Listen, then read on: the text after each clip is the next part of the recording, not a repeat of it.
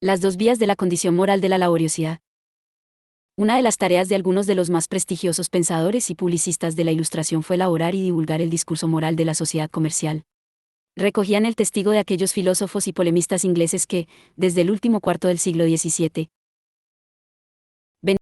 venían esforzándose por presentar la cara más favorable y moralmente aceptable de una economía, una sociedad y una incipiente cultura del crédito, el dinero, la propiedad mobiliaria, la riqueza circulante y las transacciones comerciales, es decir, de las formas económicas y de los requisitos de una estructura social propias de un capitalismo comercial y agrario en proceso de desarrollo. En este capítulo tendremos que aproximarnos a aquella parte de la filosofía de las luces que versa sobre las condiciones de la moralidad de la sociedad comercial. Lo haremos desde nuestro particular cometido, que no es otro sino el de investigar los términos precisos en los que la idea moderna de trabajo hasta ahora desvelada, trabajo productivo y trabajo animado, se dota de una dimensión moral. Dicho con palabras más rotundas, pretendemos examinar las condiciones propias de la ética del trabajo tal y como se perfila en el marco general de la filosofía moral de la Ilustración. Se hablará, pues, en este capítulo de la virtud de la laboriosidad y, además, se hablará de ella como virtud particular que forma parte de la nómina general de los valores que definen el deber ser de unos seres humanos pensados para vivir y prosperar, como seres morales, en las peculiares condiciones históricas de un capitalismo temprano. Los filósofos ilustrados se esforzaron por fijar el elenco de virtudes personales y sociales que deberían presidir los comportamientos de aquellos que viven bajo las pautas de la economía del dinero, del crédito, del comercio y del trabajo. Una operación laboriosa que buscaba revelar la aptitud ética de una manera de estar en el mundo que pugnaba por abrirse un hueco de respetabilidad moral entre otras alternativas, fuertemente arraigadas en la tradición occidental, desde las que siempre se consideró que las formas del primer capitalismo amenazaban con corromper moralmente, en mayor o menor medida, a los individuos y con propagar perniciosos hábitos económicos y sociales, aunque pudiera reconocerse sus capacidades para generar riqueza privada y prosperidad pública. La sociedad comercial se jactará de su aptitud moral mediante la fundamentación y exhibición de un código de virtudes propias que presentará, además, como de fácil interiorización por aquellos que la integran. Se trata de una moralidad utilitarista de la felicidad. Esta manera singular de entender la virtud difiere profundamente de la idea de virtud que había forjado tanto la tradición cristiana como la republicana, una diferencia que debe ser subrayada. En esta breve introducción nos basta recordar al lector que mientras la virtud de la moral de la felicidad es una virtud fácil, pues asume los deseos e intereses del hombre para encauzarlos razonablemente y conseguir una verdadera felicidad evitando una idea equivocada de la misma, la virtud cristiana y republicana, desde tradiciones bien diferentes, coincidirán en ser virtudes exigentes y difíciles, virtudes cuya práctica supone, con frecuencia, la renuncia a los intereses propios, a los requerimientos de la sensualidad, del egoísmo y del amor propio, para realizar la excelencia de un comportamiento que dicta el ideal religioso del cristiano o el ideal político del ciudadano de la república. La consideración de la dimensión moral del trabajo nos va a obligar a una aproximación suficientemente detallada al proceso general de formación de la ética de la sociedad comercial tal y como se produce en el siglo XVIII, cuando el pensamiento ilustrado sobre esta importante cuestión se manifiesta más dueño y seguro de sí mismo. Así, este capítulo examinará, en primer lugar, los rasgos generales de la filosofía moral en la que el trabajo es una virtud para pasar, después, a centrar nuestra atención en la peculiar idea de la virtud de la laboriosidad que en este contexto emerge. El examen de esta última cuestión y la apreciación global que, a través de ella, podemos hacer de la ética del trabajo ilustrada nos va a obligar, para ser respetuosos con las propuestas de la época, a establecer una distinción entre dos vías en el tratamiento del problema moral de la laboriosidad, y a tratarlas por separado. Abordaremos, en primer lugar, la vía mayoritaria y, también, la más conservadora de las dos. La caracterizaremos por asumir la idea del trabajo animado, tal y como la vimos configurarse en el capítulo anterior, como la de un trabajo motivado que promueve una laboriosidad en la que no se detecta perfil negativo alguno, totalmente desproblematizada, pues, y, por lo tanto, dispuesta para su transformación en virtud sin que esta operación revista riesgo ni dificultad manifiesta. Posteriormente prestaremos atención a la segunda vía representada de manera ejemplar, y en avanzado estado de elaboración, por Adam Smith, por el Adam Smith de la riqueza de las naciones y de la teoría de los sentimientos morales. Ahora el trabajo animado, la laboriosidad del hombre del consumo no necesario en el sistema económico de libertad natural, nombre smithiano para la economía de mercado liberal, presentará un perfil bien distinto, potencialmente destructivo, lo que obliga a establecer las condiciones precisas tanto de la laboriosidad efectivamente destructiva, como de aquella otra que puede calificarse, sin género de dudas, como laboriosidad virtuosa. El lector tendrá ocasión de comprobar que si esta segunda vía presenta una significativa divergencia frente a la primera, esto no obsta para que podamos defender la existencia de profundas conexiones entre ambas. ¿Permiten estas fijar los límites suficientemente precisos de una ética del trabajo ilustrada común? Ciertamente, la segunda vía problematizará la laboriosidad y, al hacerlo, tendrá que redefinirla para convertirla en virtud, lo que supondrá necesariamente establecer el carácter subordinado de la virtud del trabajo al ser necesario darle una cobertura ética desde otra virtud de rango moral superior. En cualquier caso, ambas vías discursivas fundamentan una ética del trabajo animado en tanto que este es un requisito imprescindible de la felicidad del hombre. Ambas promueven la figura de un hombre laborioso, en el que la virtud es tanto fuerza y robustez para la acción, una acepción tradicional de virtud muy presente en la ética del trabajo ilustrada, cuanto valor moral que establece la referencia indudable de él. Debe ser trabajo y du commerce. La primera empresa que vamos a cometer pretende ofrecer un panorama general de la elaboración de una ética específica de y para la sociedad comercial. Mediante este ensayo se busca hacer explícito el tono moral particular que la caracteriza y el modo como el trabajo aparece entre sus virtudes constitutivas. Los dos asuntos son importantes, pues si el primero nos permitirá estar en condiciones de perfilar las ambiciones y los límites de tal proyecto moral, el segundo facilitará la profundización en la entidad efectiva de la laboriosidad virtuosa, según la doble vía que esta siguen los autores ilustrados y a la que acabamos de referirnos. Para estructurar el examen de la ética de la sociedad comercial y la exposición ordenada de sus virtudes vamos a valernos de dos conceptos que Montesquieu utiliza en el espíritu de las leyes y que alcanzaron un notable éxito en la segunda mitad del siglo XVIII. El primero de ellos ha recibido una mayor atención, especialmente después de que Albert Hersiman le atribuyese un papel central en un conocido ensayo 1. Nos referimos a la idea del du commerce. El segundo ha pasado más desapercibido. Resulta, sin embargo, igualmente interesante e imprescindible cuando queremos comprender el proceso intelectual mediante el cual los filósofos de las luces moralizan la sociedad comercial. Se trata de lo que Montesquieu denomina espíritu de comercio. Utilizaremos estos dos conceptos como dos recursos de época mediante los cuales se elabora la condición moral del primer capitalismo y se reivindica un catálogo de virtudes propias. Ambos conceptos iluminan territorios distintos pero complementarios. La tesis del du commerce obra mediante la explotación moral de las sorprendentes capacidades de la sociabilidad en la sociedad comercial. El espíritu de comercio, que pudiera ser la denominación general que recibe la ética de la sociedad comercial es, en realidad, el conjunto de virtudes personales que definen moralmente al hombre de esta sociedad. Puede afirmarse que en los textos de época, mientras la tesis del du commerce habla de las virtudes sociales del capitalismo, el espíritu de comercio presenta la nómina de virtudes personales que se consideran imprescindibles para tal tipo de economía. El tópico de la usura parece utilizado, ya a finales del siglo XVII, con la clara voluntad de ligar estrechamente el ejercicio sistemático de la actividad comercial a valores sociales tales como la amabilidad, las formas suaves de proceder y la pasibilidad. Este será, desde entonces, el significado del término cuando se aplica al comercio 2. En 1748, la tesis del du commerce encuentra su formulación de referencia en el espíritu de las leyes. El comercio cura los prejuicios destructores. Es casi una regla general que allí donde hay costumbres apacibles existe el comercio, y que allí donde hay comercio hay costumbres apacibles 3. La usura del comercio aparece, desde entonces, como una cualidad intrínseca a las formas de la sociedad comercial, extendiéndose su campo de influencia tanto al comportamiento de los individuos que ejercen la profesión comercial, como a los hábitos de una sociedad en la que el comercio ocupa un lugar decisivo y en la que el consumo es el propio de una economía comercial desarrollada. En el primer caso, la usura se impondrá como la forma paradigmática del comportamiento de los comerciantes y negociantes que les asegura, a la larga, el éxito económico en las condiciones de un capitalismo de libre concurrencia. En el segundo, la economía del consumo de lujo, del consumo específico de la sociedad comercial, promoverá comportamientos y hábitos propios de esta forma de consumo que la literatura de la época resumirá en el refinamiento de los modos y maneras y en la promoción de una civilidad generalizada, caracterizada por la amabilidad, la suavidad y apacibilidad. 4.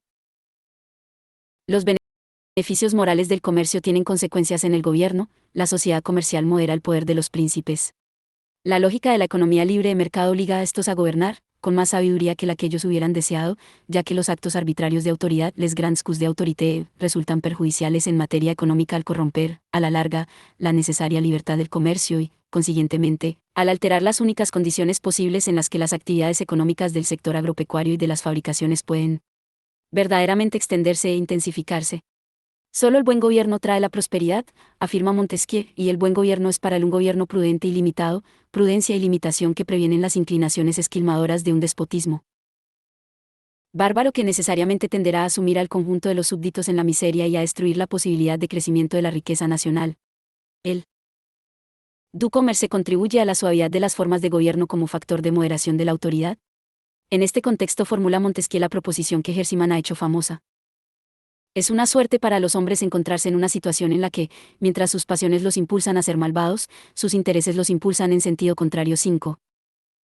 Aplicada al ámbito de lo político, la máxima quiere decir que el comercio establece un principio de utilidad superior que reconvierte los impulsos pasionales para someterlos a los intereses, lo que se traduce en autolimitación, frenos interiores del deseo, e interiorización de la virtud de la prudencia para no perjudicar el interés bien entendido de una duradera prosperidad económica buena para el príncipe y sus ciudadanos.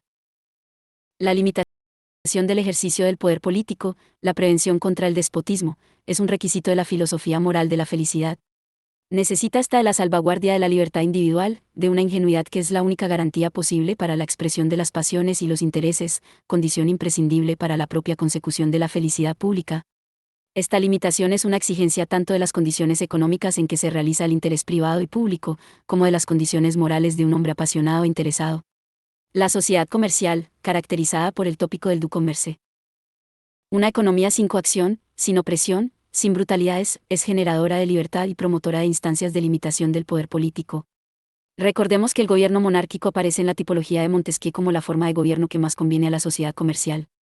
Gobierno limitado por las leyes y los cuerpos intermedios y gobierno del honor, es decir, cuyo espíritu recoge la libre expresión de los intereses privados y, por lo tanto, el juego de las pasiones del amor propio. En la argumentación de Montesquieu, las virtualidades morales del du-commerce, que modera y reconvierte la expresión ilimitada de las pasiones del amor propio, se alían con las exigencias estructurales de la propia economía libre de mercado para contribuir poderosamente a dar forma a un gobierno libre y a la proscripción decidida de cualquier tipo de despotismo. 6. El du-commerce no presenta sus buenos oficios tan solo en la esfera de lo político. Es, además, el fundamento de la singular sociabilidad de la sociedad comercial. La razón última de que ésta aparezca como un tipo peculiar de sociedad valorada por la particular transparencia de su sociabilidad. Sociabilidad es, ya lo sabemos, una especial inclinación al trato, a la relación entre personas que gustan especialmente de ello. El du-commerce es el paradigma del trato gobernado por las condiciones de la suavidad, las buenas maneras, la pasibilidad y amabilidad, un trato con una poderosa capacidad para hacer sociables a las personas que a él se habitúan. ¿Thomas Paine hablará de cordialidad?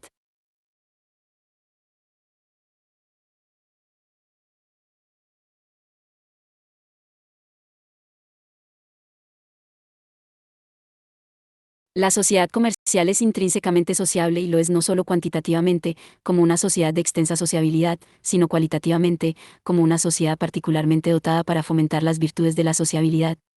La nómina de estas virtudes aparece dispersa en los textos de la segunda mitad del siglo XVIII que desarrollan la tesis del du-commerce. Honradez o probidad, entendida como rectitud de ánimo e integridad en el obrar.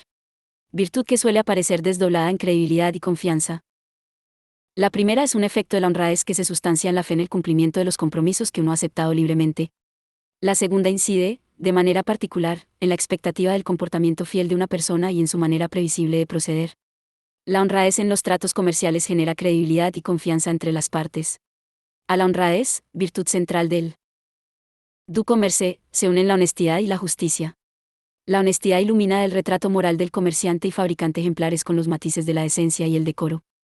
La justicia, por su parte, expresa la equidad de los comportamientos económicos, la proscripción del fraude como forma de relación económica y de cualquier forma de pillaje, manifiesto o encubierto, como forma de apropiación y circulación de bienes. En este sentido afirma Montesquieu, el espíritu de comercio produce en los hombres cierto sentido de la justicia estricta. 8.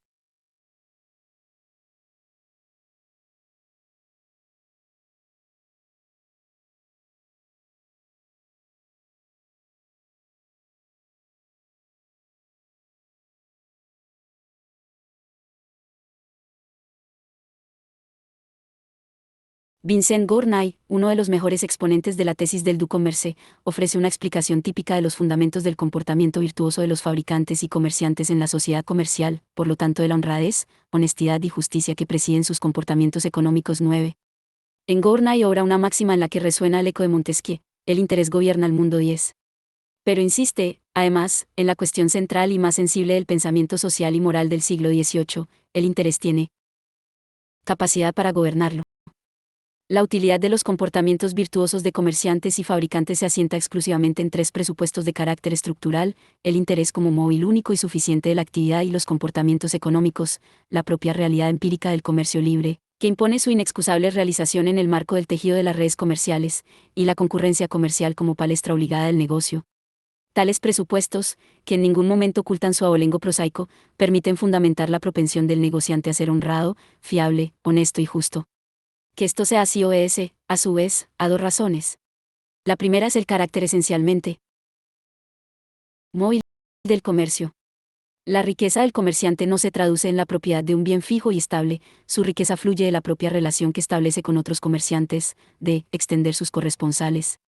Su riqueza está en relación directa con la red de sociabilidad en la que circula y se reproduce la riqueza comercial. La segunda razón es la que afirma que la regla necesaria de tal sociabilidad no puede ser más que la honradez, la honestidad y la justicia. Solo las virtudes comerciales promueven la peculiar sociabilidad comercial y solo esta garantiza el negocio comercial. La ventaja de un mundo gobernado por el interés, dice Gournay, es la previsibilidad y la constancia. El interés del comerciante y del fabricante es el fundamento de la utilidad de las virtudes comerciales y, a su vez, esta utilidad produce la previsibilidad y constancia necesarias para un negocio incesante y despreocupado. Si esto no fuera así, si la virtud comercial fuera sistemáticamente burlada sin especiales consecuencias, o si la previsibilidad dependiera de normas exteriores al puro juego de los intereses comerciales, el futuro de la sociedad comercial estaría seriamente amenazado. La tesis del du commerce se zafa de las ligaduras mercantilistas cuando reclama la plena autonomía moral de sus virtudes o, lo que es lo mismo, el carácter puramente endógeno de las virtudes comerciales. Hay aquí un deslizamiento epistemológico que debe ser subrayado. En el universo moral del mercantilismo no se da por supuesto el comportamiento moral de comerciantes y fabricantes, sino más bien todo lo contrario. Si la ética intrínseca de la sociedad comercial no puede garantizar la rectitud de los comportamientos económicos, este importante cometido lo cumplirán las leyes generales de la nación o las particulares de aquellas corporaciones o cuerpos intermedios que regulan, según normas positivas, la ocupación comercial y, en general, el negocio productivo. Caso de las juntas de comercio. Y los gremios para la fabricación de bienes. De nuevo se insinúa, una vez más, la hoz de Mandeville. Las leyes de un buen gobierno son la única garantía de que las acciones económicas viciosas de los individuos produzcan efectivamente la prosperidad pública. La plena aceptación del interés egoísta como fundamento de la acción económica se inscribe en el marco general de un pensamiento mercantilista en el que la instancia gubernamental producirá las leyes e instituciones pertinentes para que los vicios privados resulten, finalmente, vicios útiles. Lo que se está ventilando es la buena fe de comerciantes y fabricantes y, consiguientemente, su honradez, honestidad y sentido de la justicia. Gianfranco Ismelon ejemplifica convenientemente la tesis de la dolosidad de comerciantes y fabricantes y su consecuencia política. La concupiscencia fraudulenta del negociante, afirma Mellon, si no es un fenómeno general que pueda atribuirse a la totalidad de los comerciantes y fabricantes, alcanza la suficiente relevancia, no obstante, como para que los gobiernos legislen asumiendo tal hipótesis 11. No se trata, pues, de la propagación efectiva de la concupiscencia fraudulenta del hombre de negocios, sino del propio carácter intrínsecamente apasionado e interesado del comercio, de la referencia última del mismo a la esfera psicológica del self-liking. El egoísmo, el deseo y la opinión. Gournay recoge esta opinión generalizada para acabar denunciando que la legislación francesa asume que a ningún negociante puede suponérsele la buena fe, cosa que contrasta con lo que ocurre en los países comerciales por antonomasia, Inglaterra y Holanda. 12. La tesis del du commerce, al explicar las virtudes comerciales como virtudes endógenas de la sociedad comercial, rescata al negocio de la sospecha de inclinación congénita al fraude y la impostura. La honestidad del negociante no presupone la honestidad de cada uno de ellos, pero la deshonestidad de algunos no permite inferir la corrupción del comercio en general. La verdad de la sociedad comercial es la buena fe de los negociantes, la utilidad de los comportamientos honrados, honestos y justos para el propio éxito comercial.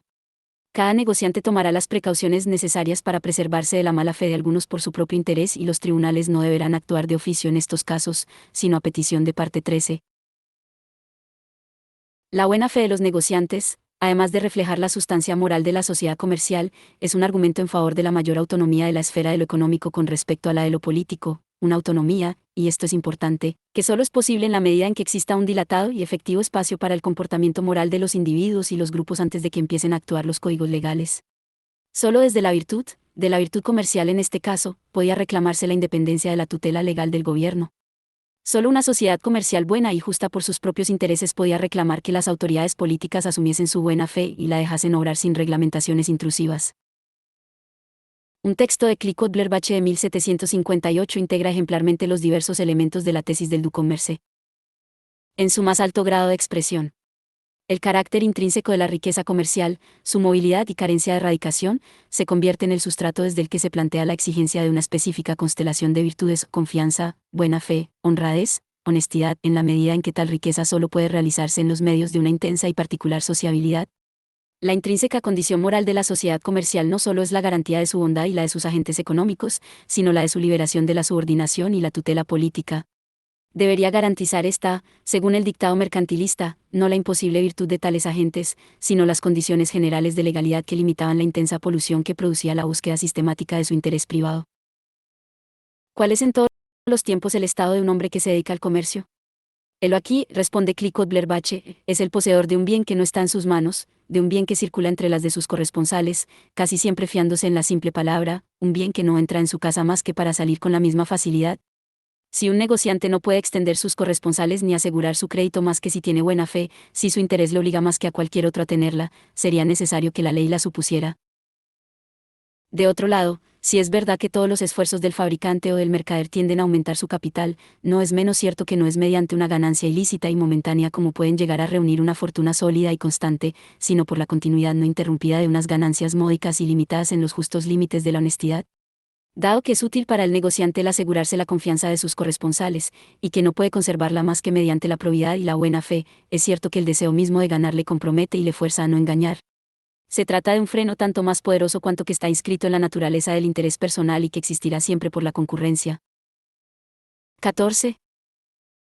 El juego de las afinidades selectivas en la historia de las ideas no es frecuentemente más que la ductilidad de las propuestas que han alcanzado un importante grado de formalización y difusión históricas y que, por eso mismo, pasan de mano en mano como herramientas bien dispuestas para los más diversos cometidos. Las palabras y los argumentos de un escritor francés poco conocido repican en las palabras y los argumentos que el español Valentín de Foronda esgrimía, en 1789, en la campaña antigremial. La denuncia de lo perjudicial de los gremios de artesanos para el desarrollo del sector de las fabricaciones sale al paso de los argumentos tradicionales sobre la conveniencia y necesidad de la reglamentación gremial entendida como cuerpo de normas exteriores que velan por el recto modo de proceder de los menestrales fabricantes. La novedad del envite de Foronda está en la sustitución de la reglamentación del oficio por la moral profesional. El principio de utilidad de la moral profesional ilustrada llega a la polémica gremial. La cuestión de si las mercancías que se fabrican sin la reglamentación de sus condiciones de calidad son buenas o malas es considerada como una cuestión vana. La utilidad del fabricante es suficiente garantía de la calidad de sus productos y suficiente protección frente a la fabricación fraudulenta. Nadie se obstina en trabajar lo que no se vende. Ni nadie necesita más guía que su utilidad personal, la que jamás cierra los ojos sobre sus verdaderos intereses. El deseo de engañar no es el que conduce el paso del fabricante, pues éste está, o debe estar persuadido, como el comerciante, a que la buena fe es el alma, la base y el agente más activo de todas las negociaciones, y que no podrá extender sus correspondencias, ni asegurar su crédito, sino en razón de su buena fe. Ahora bien, si su interés le obliga a conservarla, ¿cómo a dejar de suponérsela la ley? Todo fabricante tiene una gran utilidad en ganar la confianza de sus corresponsales. Es verdad que se encuentran algunos bastante inconsiderados que se dejan seducir por el cebo de una ganancia instantánea. Pero su mala fe queda castigada con la pérdida de la confianza y de la venta, pues no se gana impunemente mucho tiempo. 15. La tesis del Du-Commerce es una buena guía para comprender la ética de la sociedad comercial. Se trata de una ética de la moral profesional fundada en principios de utilidad y felicidad. Su propuesta sobre las virtudes de la sociabilidad es una apuesta por la autonomía de la esfera de lo moral en el hombre comercial. Pero, frente a lo que se suele sostener, una autonomía no con respecto a la esfera de lo económico, sino a la de lo político. El hombre burgués, prototipo del hombre del capitalismo comercial, es el hombre moral de una economía moral, con un largo recorrido de comportamiento moral antes de toparse con la ley. Pero hay algo más. La tesis del Du-Commerce es la expresión viva de la condición ética del contratipo humano del misántropo. Conviene subrayarlo, el pensamiento de Montesquieu sobre la douceur comercial es una de sus armas mayores contra la crueldad misantrópica, aquella que alcanza su expresión política en el gobierno despótico. Sin embargo, no se agota aquí la virtualidad de la douceur. También es un arma contra cualquier forma de misantropía individual proclive a desaguarse mediante la crueldad. Ciertamente, el Du-Commerce no propone una moralidad y unas virtudes heroicas. Todo lo contrario, su ética es la ética de gentes utilitarias, comunes, quizás hasta mezquinas y un tanto mostrencas. Pero es también la ética de gentes afables, cordiales y sociables. Gentes que configuran una imagen humana y literaria del todo ajena a la del misántropo, especialmente contraria a la peor forma de la misantropía para un espíritu liberal, aquella que se trasunta en desprecio al género humano e insensibilidad manifiesta frente a cualquier forma de crueldad que se inflija a los hombres. 16. Si la crueldad es uno de los vicios mayores para los ilustrados más liberales, los otros dos son el despotismo y la superstición. La nueva sociedad comercial aparecerá, en sus plumas, como la forma económica de la pacificidad, del diálogo y de la cordialidad. Una sociedad a la que sus comportamientos económicos básicos, los del comercio y los del negocio en general, le reportará la inevitabilidad de las actitudes y de los valores contrarios a cualquier forma de misantropía. Poco más podemos añadir a la tesis del Ducommerce. Su expresión más acabada agota las aptitudes éticas de la sociabilidad que, no hay que olvidarlo, es la condición sobre la que se construye. Más adelante tendremos que volver sobre estas cuestiones, cuando nos detengamos en la consideración de la laboriosidad. Ahora nos toca volver sobre el segundo concepto a través del cual se produce la reivindicación moral de la sociedad comercial, el llamado por Montesquieu espíritu de comercio. Ya señalamos que espíritu de comercio puede significar lo mismo que ética de la sociedad comercial. Pero lo cierto es que, en la polémica del siglo XVIII, el tema central del Ducommerce, la reivindicación de las virtudes comerciales fundadas en la sociabilidad, conformó, por su importancia, un discurso relativamente autónomo. Quedaban, sin embargo, importantes aspectos morales de la sociedad comercial que no aparecían en la tesis de la sociabilidad y que recibirán su atención como virtudes propias del espíritu de comercio. Si comparamos la nómina de virtudes de la sociabilidad comercial y las adjudicadas al espíritu de comercio, estas últimas se caracterizarán por presentar un perfil personal. Integradas bajo la denominación espíritu de comercio aparecen las virtudes que definen la moralidad del hombre de la sociedad comercial. Las virtudes del espíritu de comercio aparecen en el espíritu de las leyes cuando el autor discute la viabilidad de una república democrática con una importante economía comercial y en la que algunos ciudadanos posean grandes riquezas. Montesquieu sostiene que la única posibilidad de que, en este caso, no se corrompan las costumbres y fracase el gobierno republicano es que el espíritu de comercio se mantenga vigoroso y que, para ello, se cumplan algunas condiciones imprescindibles. 17. Solo el buen desarrollo de las virtudes comerciales personales asegurará que la riqueza que se produce no tenga efectos perniciosos, algo que inevitablemente ocurrirá cuando el exceso de riqueza destruya el espíritu de comercio y se introduzca el desorden de la desigualdad. La utilización de la ética privada comercial para el éxito de la república comercial no excluye su operatividad en otras circunstancias políticas. No se trata de una ética específica para la república democrática, es decir, una ética de su exclusividad. Lo que afirma Montesquieu es bien distinto.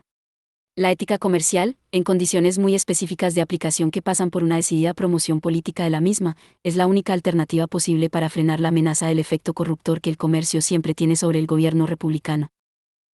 Montesquieu caracteriza con 8 virtudes el espíritu de comercio. El espíritu de comercio lleva consigo el de frugalidad, economía, moderación, trabajo, prudencia, tranquilidad, orden y regla. 18. La lista que Montesquieu ofrece es un cómputo de virtudes personales que la filosofía moral del siglo de la luz considerará propias de la ética de la sociedad comercial. Esta nómina de virtudes se repite, en los mismos términos o con ligeras variaciones, en otros autores posteriores. Todas las listas resaltan la condición de la sociedad comercial como facilitadora de una especie de ascesis, blanda y amable, una ascesis que limita los deseos y las pasiones económicas y pospone las satisfacciones atendiendo a fines cuya realización exige la restricción de los placeres inmediatos y los comportamientos esforzados del presente, una ascesis que enseña al hombre a comportarse de la manera más conveniente para servir, a la larga, sus propios intereses. 19. Las diversas listas de las virtudes del espíritu de comercio pueden ser reducidas a un catálogo único de virtudes que sublima, por destilación, su sustancia moral. Obtenemos, entonces, 4 virtudes básicas de las que todas las demás son, en mayor o menor medida, matizaciones especificativas o reduplicaciones. La parsimonia es la virtud de la moderación del gasto, de una cierta morigeración de vida que asegura contra la dilapidación de la fortuna, permite la reinversión de las ganancias y protege al que la practica contra la corrupción que induce un consumo inmoderado. La parsimonia es economía en tanto esta es una administración recta y prudente de los bienes materiales. La templanza es la virtud de la moderación de los apetitos, de los deseos y pasiones, de las incitaciones de la sensualidad. Si la parsimonia rige la materialidad del consumo, la templanza gobierna la dotación anímica que lo espolea. Si la primera produce un hombre morigerado en la utilización y el disfrute de los bienes materiales, la segunda produce un ser pasional con capacidad para el autocontrol de sus pulsiones. La regla es el principio de orden y concierto en los hábitos de la vida cotidiana. Es la virtud del ordenamiento planificado del tiempo y de las actividades, de la vida previsible y constante de un ser que obra según medios y fines. La regla es economía cuando esta es la buena distribución del tiempo y otros bienes inmateriales. Por último, la laboriosidad. Es la virtud del trabajo en la sociedad comercial.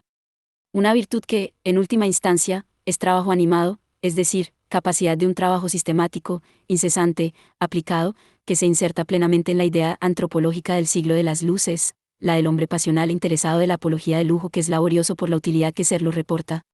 Pero, también, una virtud con efectos morales específicos en la medida en que la laboriosidad es una condición imprescindible de la felicidad humana y un antídoto insuperable frente a la amenaza del ocio, la indolencia y la bulia, todas ellas condiciones indiscutibles de corrupción moral e infelicidad del ser humano.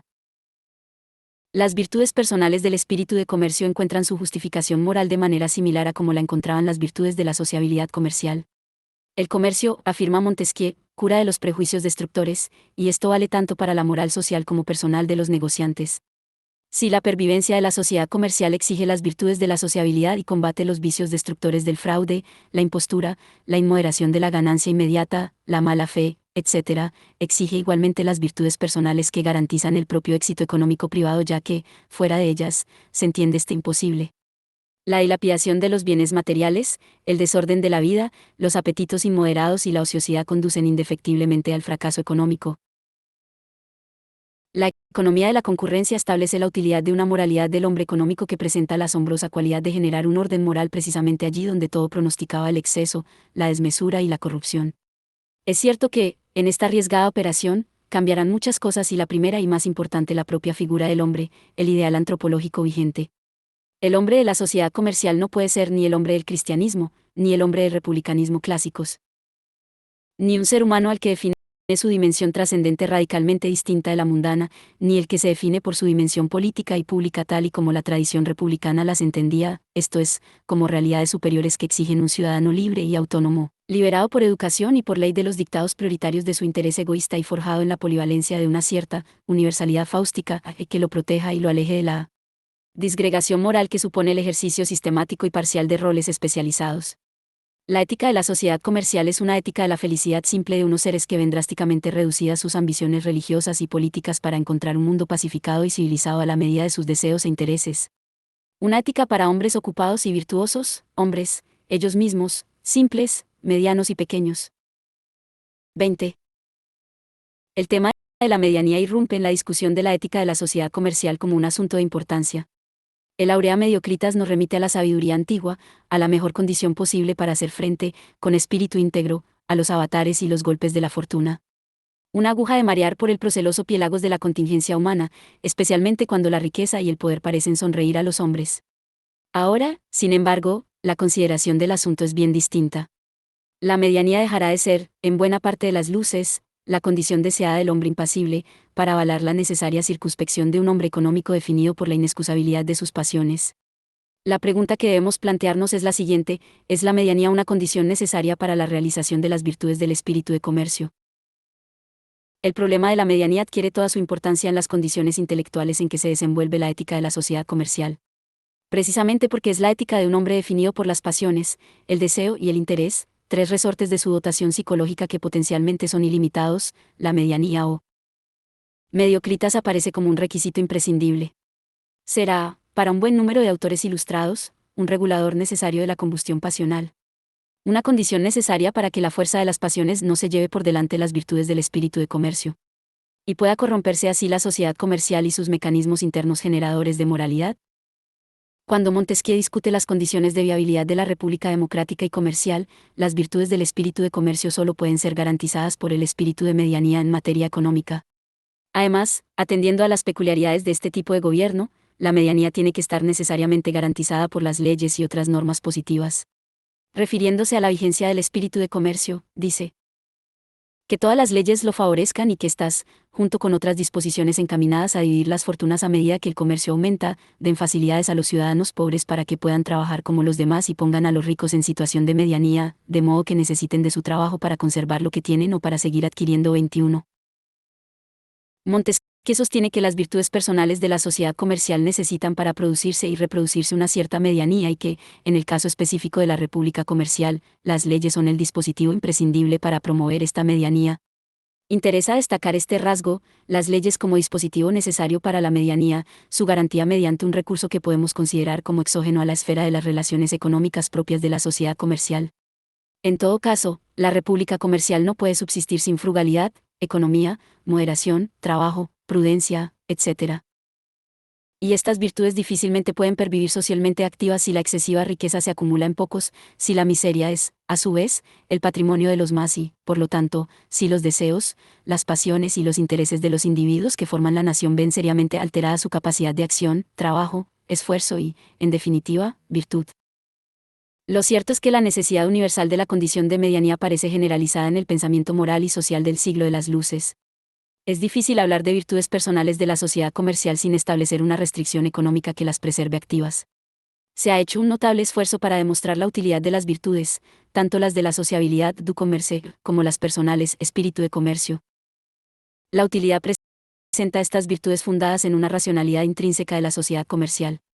Uno se comporta de manera honrada en sus negocios y, además, es laborioso, economiza sus fuerzas y sus tiempos, es morigerado en sus consumos, etc., por los evidentes beneficios que esto reporta si se analiza con la racionalidad propia del hombre económico y si esta racionalidad, a la que se atribuye una base real, se interioriza como un sentimiento moral, como la afirmación emotiva de un valor racionalizable. Sin embargo, el éxito en los negocios que las virtudes comerciales promueven puede ser, a su vez, una amenaza para una vida de virtudes, especialmente para las virtudes personales del espíritu de comercio. La excesiva riqueza del éxito económico es una potencial amenaza a la parsimonia, la templanza, la regla y la laboriosidad. La medianía no es otra cosa sino la anulación de este círculo vicioso. Todavía cabe hacer una lectura más perfilada de la necesidad de la medianía. En este caso, se opera mediante las distinciones de clases y se establece una proporcionalidad del éxito del hombre económico según su adscripción a categorías sociales y se predica la necesidad de una medianía que obra como condición reguladora de las virtudes en cada escalón de la estratigrafía social. La virtud de la laboriosidad, según Capmany, lo que él denomina espíritu de trabajo, solo puede sustentarse en el estado de deseo. Ya mencionamos la reconversión que el autor lleva a cabo de la poderosa pasión de la codicia para transformarla en algo moralmente más aceptable y menos problemático. El hombre goza más de lo que desea que de lo que obtiene. Parece que para ser felices, dice el autor, es menester que falte siempre algo con que completar la felicidad. 22. Capmany habla de una virtud capital del espíritu de comercio. Y lo hace en un texto sobre los trabajadores menestrales urbanos. Una de sus imágenes centrales es la del artesano, aplicado y lleno de deseos, que convierte en fruición real los gustos de la previsión. El deseo como fundamento de una vida feliz por laboriosa necesita de su limitación, del obstáculo para su realización, de su satisfacción parcial para ser verdaderamente efectivo. La sistemática limitación del deseo es la versión benéfica que el autor ofrece de la cruda insatisfacción de la codicia. En este punto aparece la medianía. El principio de medianía, tan intrínseco al gremialismo que vela estatutariamente por su reproducción, aparece estrechamente vinculado a la condición natural del deseo de la población trabajadora. Es la condición mediocre de vida del trabajador la que alienta un estado de deseo necesario y suficiente para que la laboriosidad y otras virtudes comerciales puedan permanecer y gozar de buena salud. Estado de deseo, satisfacción sistemáticamente aplazada por las propias condiciones de medianía que imperan en este segmento específico de la población ocupada. Ignoran, los opulentos, cuán poco es menester para ser feliz y, en segundo lugar, que sus necesidades son imaginarias e ilimitados sus deseos.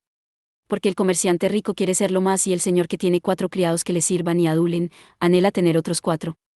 No pueden comprender estos hombres cómo el artífice atareado puede vivir contento en su medianía, ni ser tenido por feliz el que está privado de tantas satisfacciones. 23. Los deseos deben referirse a las clases que forman la sociedad, pues efectivamente están conformados por el encuadramiento de los deseantes en la estructura social.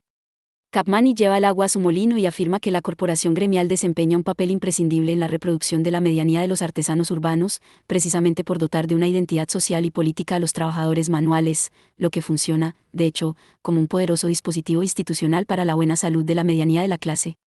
Mediante este recurso, la medianía se refuerza, pues deja de ser necesario el abandono de la mediocridad de la clase para satisfacer, en condiciones de honorabilidad pública, unos deseos que naturalmente son moderados y que, en tal condición social de mediocridad, producen una verdadera felicidad. En este sentido podemos admitir que el gremialismo colabora efectivamente a temperar el honor de Montesquieu, el amor propio de un importante segmento de los trabajadores urbanos, lo que puede entenderse como una inmejorable manera de proporcionar un suelo fértil para el desarrollo de las virtudes personales del espíritu de comercio. Una cuestión siempre abierta es la de si la medianía que se reivindica, de manera general, como condición de las virtudes comerciales, puede entenderse como una cualidad endógena de la sociedad comercial o si, por el contrario, tiene un carácter exógeno. En este asunto las propuestas son variadas y no siempre suficientemente claras. Hemos comprobado como en el caso particular de la República Comercial, Montesquieu dice que la medianía tiene que ser plenamente garantizada por actuaciones exteriores a la propia racionalidad de la economía comercial, por las leyes. Es un caso ciertamente particular, pues se trata de establecer las difíciles condiciones en las que una república puede ser viable como república comercial. Es posible detectar, sin embargo, el peso de la idea de la garantía externa de la medianía en propuestas totalmente ajenas al problema de la relación entre republicanismo y economía comercial y, desde luego, con vocación de referencia universal manifiesta. Volvamos, una vez más, a Antonio Genovesi. La unión indisoluble de economía y virtud se establece en él por oposición a aquellos, mención explícita de Mandeville y Rousseau, que encuentran dificultades insalvables para que este maridaje sea posible. 24. El resorte más eficaz de las artes, de la opulencia y de la felicidad de todas las naciones es la virtud y las buenas costumbres. Esta es una verdad evidente. Donde reina el vicio, no hay premio, no hay alivio, no hay estímulo que baste para hacer trabajar a las personas. 25. La condición imprescindible para el entronque de economía y virtud es la medianía. Como todos sus apologistas, Genovesi mantiene que solo ésta puede asegurar el difícil equilibrio entre el éxito y la ganancia económicos, propios de la sociedad comercial, y la consolidación y permanencia de las virtudes comerciales. La idea de medianía es en Genovesi un valor sustantivo. Se trata de un principio que la razón dicta para el buen gobierno económico de una sociedad caracterizada por el desarrollo del sector agropecuario, la perfección y extensión de las fabricaciones y un activo comercio. Para un buen gobierno económico tanto en la esfera de lo privado como de lo público, esferas que, siguiendo el espíritu de la época, entendían necesariamente imbricadas. Podemos establecer una norma general que ya esbozamos al hablar de las virtudes de la sociabilidad comercial, cuando el pensamiento opera en la estela de la tradición mercantilista, aun la más evolucionada, las instancias externas, especialmente la acción de un recto gobierno, se consideran necesarias para asegurar la felicidad privada y pública y, por lo tanto, las virtudes económicas como requisito moral de tal felicidad, cuando nos alejamos definitivamente de la tradición mercantilista, bien mediante las propuestas fisiocráticas o las del liberalismo económico, las virtudes económicas tienden a fundamentarse en la racionalidad económica intrínseca de la sociedad comercial.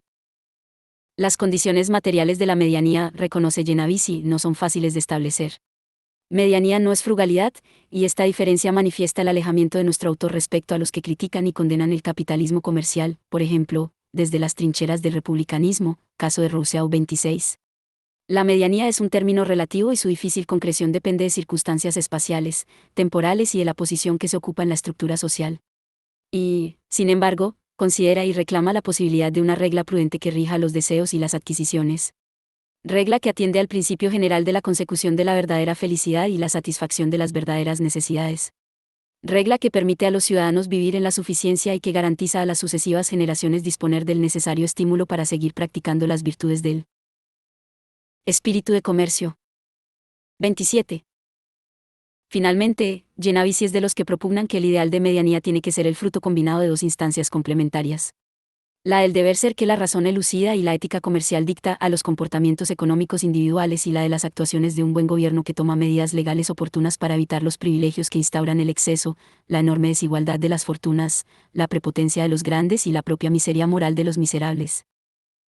Ciertamente son muchas las voces en favor de la medianía. Son también variados los referentes de la idea de medianía. Por último, son diversas las soluciones propuestas a la hora de buscar su fundamento. La garantía exógena de la medianía está bien establecida por Montesquieu, como vimos, para la República Comercial. Capmany considera que la organización gremial es un poderoso agente institucional para fomentar el espíritu de medianía. Esto podría ampliarse y sostener que, en general, las corporaciones profesionales podrían ejercer esta función de manera más extensa. Seguimos, pues, en la estela de la promoción externa. Son numerosos los que consideran que la medianía debe ser promovida y sostenida por agentes externos, caso del gobierno. Helvetius se une a los nombres mencionados. Denunciado los efectos devastadores de la gran desigualdad en el reparto de riquezas, tanto en la esfera de lo psíquico como en la de lo moral, la instauración de una necesaria condición media exige una política de la medianía, ambiciosos planes de redistribución de la propiedad y generalización de una educación pública que enseñe a los ciudadanos que la felicidad pasa por la mediocridad. 28. Genovese concibe la medianía como un principio de la recta razón, un principio que, desde su trascendencia racional, permite imaginarnos, reivindicar y esbozar el carácter ético de una economía del interés privado, de la ganancia y del lujo, saliendo al paso de las voces que proclamaban el carácter intrínsecamente vicioso y corrupto de tal producto.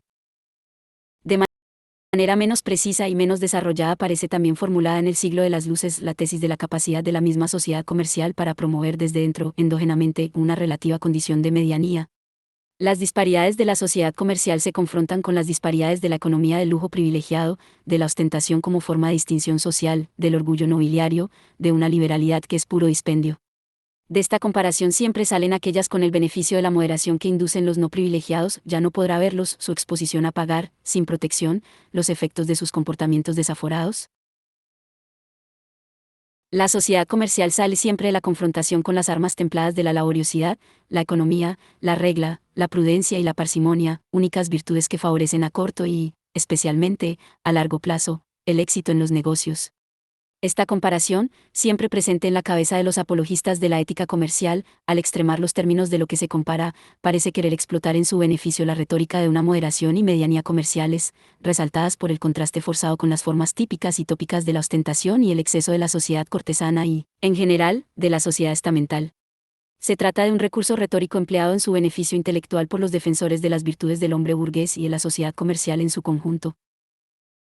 La propuesta general y un tanto inespecífica de la medianía de la sociedad comercial, la medianía comparativa, que acabamos de enunciar, se refuerza con los argumentos que dicen que una sociedad fundada en el negocio, en el mercado y en la concurrencia cada vez más extensa y libre, tiende a promover un tipo de riqueza no excesivamente concentrado, muy móvil entre los agentes económicos, y siempre en relación directa con la laboriosidad y las cualidades meritorias de los mismos. Este tipo de argumentaciones son utilizadas por el censor cuando sostiene que la sociedad comercial, en tanto que sociedad ocupada y, por lo tanto, en la que nadie puede amasar fortunas y mantenerlas sin trabajar, es una sociedad de la medianía. Si el trabajo es la única fuente posible de la riqueza, necesariamente tendremos una sociedad de desigualdades medias, con un consumo moderado de bienes de lujo sin extravagancias, y con una gran progresividad en la distribución de las fortunas, lo que siempre favorece la consolidación de una amplia franja de fortunas medias. Los argumentos del periódico se inclinan hacia una relativa autonomía de la esfera de lo económico, lo que recuerda la operación desplegada, en este mismo sentido, por Gournay, Clicquot, Blerbach y Foronda, cuando defendían que la buena fe del negociante tenía que ser supuesta por la ley, toda una declaración en favor de la moralidad endógena de la sociedad comercial. Si la naturaleza ora libremente, dice el censor, esto es, cuando la idea de libertad negativa en materia económica salvaguarda la circulación natural de la riqueza, ésta tenderá indefectiblemente a huir de los brazos ociosos y, correr, con acento, por su propio impulso a unirse con la industria y la aplicación. En este nuevo contexto político y económico, no solo se redime el lujo, como ya vimos en otro lugar, sino que la distribución de la riqueza y, por lo tanto, la desigualdad económica se ligan estrechamente al trabajo, lo que obra su transformación, una distribución mucho más progresiva que lo conocido hasta entonces y unas desigualdades más moderadas. En una sociedad bien constituida, donde la legislación no ampara positivamente el maridaje de riqueza, lujo y ociosidad, la desigualdad es un efecto de las diferencias de fuerzas y talentos. La sociedad comercial presentará, como contraste con la sociedad estamental, los perfiles de la moderación y la graduación, el rostro tan característico de su medianía. Condorcet insiste, de manera más explícita y extensa, en la misma idea cuando caracteriza el tipo de desigualdad propio de la sociedad comercial. La importancia de su contribución reside en el intento de esbozar las condiciones en las que las fortunas tienden naturalmente a la igualdad, frase que hay que entender como realización del principio de medianía, eliminación de un régimen de desigualdades excesivas y preservación de otro moderado, aunque imprescindible si no se quiere abrir fuentes de desigualdad más potentes y asentar golpes mortales a los derechos humanos. Las condiciones de esta medianía natural se concretan en las siguientes medidas: la abolición de los privilegios legales que reproducen y perpetúan la desigualdad que se denuncia, clara referencia a la labor abolicionista de la Revolución Francesa, la supresión de monopolios económicos, mercados cautivos, privativas exclusivas, de fabricación y comercialización, etc., mediante la instauración de la libertad de comercio e industria, reforma del sistema impositivo en la medida en que desincentiva el trabajo y la ambición económica de los trabajadores y devora sus rentas, y erradicación de la administración pública de procederes interesados y partidistas en materia económica. De nuevo se trata de instaurar el principio de Libertad negativa en materia económica para que, desaparecidos los obstáculos históricos, el sistema económico de libertad natural pueda producir sus benéficos efectos moderadores en materia de desigualdad. 29. La idea de medianía se mueve entre la necesidad de su procura exterior y su exudación como cualidad inherente a la sociedad comercial. En cualquier caso, aparece siempre como un requisito necesario para que ésta encuentre su acomodo ético. La idea de medianía, que en estas páginas examinamos, no es la única disponible en los textos del siglo XVIII. Conviene recordarlo. Robert Maussy ofrece un examen de la apología de la mediocridad cortado por un patrón bien distinto al nuestro, lo que nos alerta sobre la complejidad y las diversas rutas de una idea central en la época 30. La mediocridad que analiza Maussy remite al ideal de reposo, de tranquilidad de espíritu, de protección frente al embate de las pasiones. Una especie de versión renovada de la ataraxia antigua 31. La mediocridad se realiza en el ideal de la suficiencia y, de nuevo aquí, Maussy remite a los terrenos del reposo, de una plenitud tranquila alejada de las pasiones e inquietudes de la riqueza y de la pobreza. 32. Es totalmente otra la medianía que opera en la justificación moral de la sociedad comercial. No es una medianía del reposo, ni de la tranquilidad del deseo que permanece inmóvil en las aguas medias, equidistantes de los centros extremos de las borrascas pasionales. Se trata, más bien, de la medianía que domestica lo excesivo del deseo, de la pasión y del interés, para reproducirlos en las mejores condiciones posibles de pervivencia y éxito. Utilización correcta, pues, de las pasiones que conforman al hombre burgués.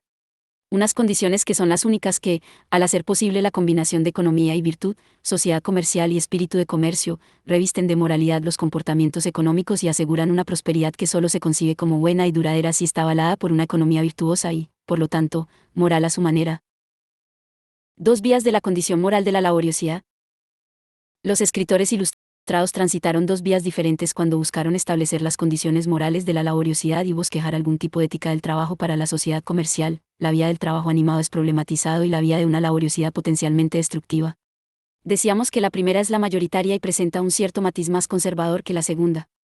Podemos añadir que la primera se integra de manera más fácil y natural en el contexto de la propuesta de las virtudes del espíritu de comercio, tal y como lo hemos presentado hasta ahora, mientras que la segunda presenta rasgos peculiares que son los que la dotan de su acusada personalidad y la diferencian de la corriente general.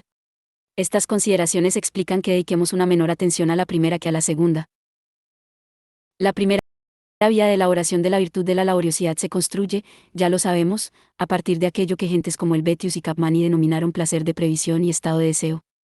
El examen de la apología del lujo dejó suficientemente claro que uno de sus objetivos principales era franquear las puertas del deseo y del interés privado a las clases trabajadoras o, lo que es lo mismo, universalizar la condición antropológica del hombre burgués predicando la comúnica condición psíquica de aquellos que forman las diferentes clases de la sociedad. Se universaliza al hombre interesado que además de amor por sí mismo tiene amor propio. Y habla y comprende el lenguaje de la utilidad. El deseo y el interés propio, movilizados por el acceso universal al consumo de comodidades y emulaciones tal como lo plantea la apología, resultan ser el soporte de la aplicación e inclinación laboral del trabajador, lo mismo que lo son de cualquier otra clase de hombre. El trabajador es laborioso por interesado. Pero además, y esto es decisivo, la laboriosidad es, en las condiciones de la primera propuesta, la laboriosidad de un ser humano. Simple por mediocre. El hombre del que ahora hablamos es el caracterizado por una relativa simpleza anímica que se entiende como el efecto de una supuesta facilidad para integrar el trabajo apasionado, animado, motivado, y la mediocridad o medianía del hombre burgués, prototipo de hombre universal. Es este un ser simple, pues la medianía que profesa, sea está promovida por actuaciones externas o sea considerada una condición intrínseca de la forma de riqueza de la sociedad comercial, asume la expresión, por sí mismo limitada, de las pulsiones del amor de sí y redefine y limita, especialmente, las pasiones y los intereses del amor propio. Ya sabemos la importancia que alcanzó el tema de la medianía entre los ilustrados en materia de moralidad. No habrá laboriosidad sin medianía porque sin ella no habría ni estado de deseo ni placer de previsión. No habrá, pues, sin ella laboriosidad como fuerza y robustez de la acción laboral. Pero tampoco habrá sin medianía felicidad, la que viene de la laboriosidad en tanto que actividad. Actividad que es, a su vez, el fundamento de la felicidad del reposo y la garantía de la felicidad del placer, al que preserva de su consunción en los excesos y su declinación ante el spleen.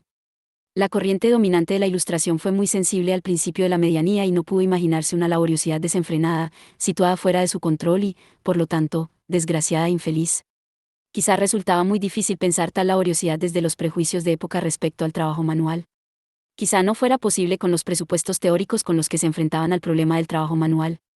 En cualquier caso, la laboriosidad como trabajo apasionado puro, Virtualmente explosivo, capaz de minar la salud física del trabajador y procurarle la infelicidad, no encuentra su expresión en la corriente mayoritaria.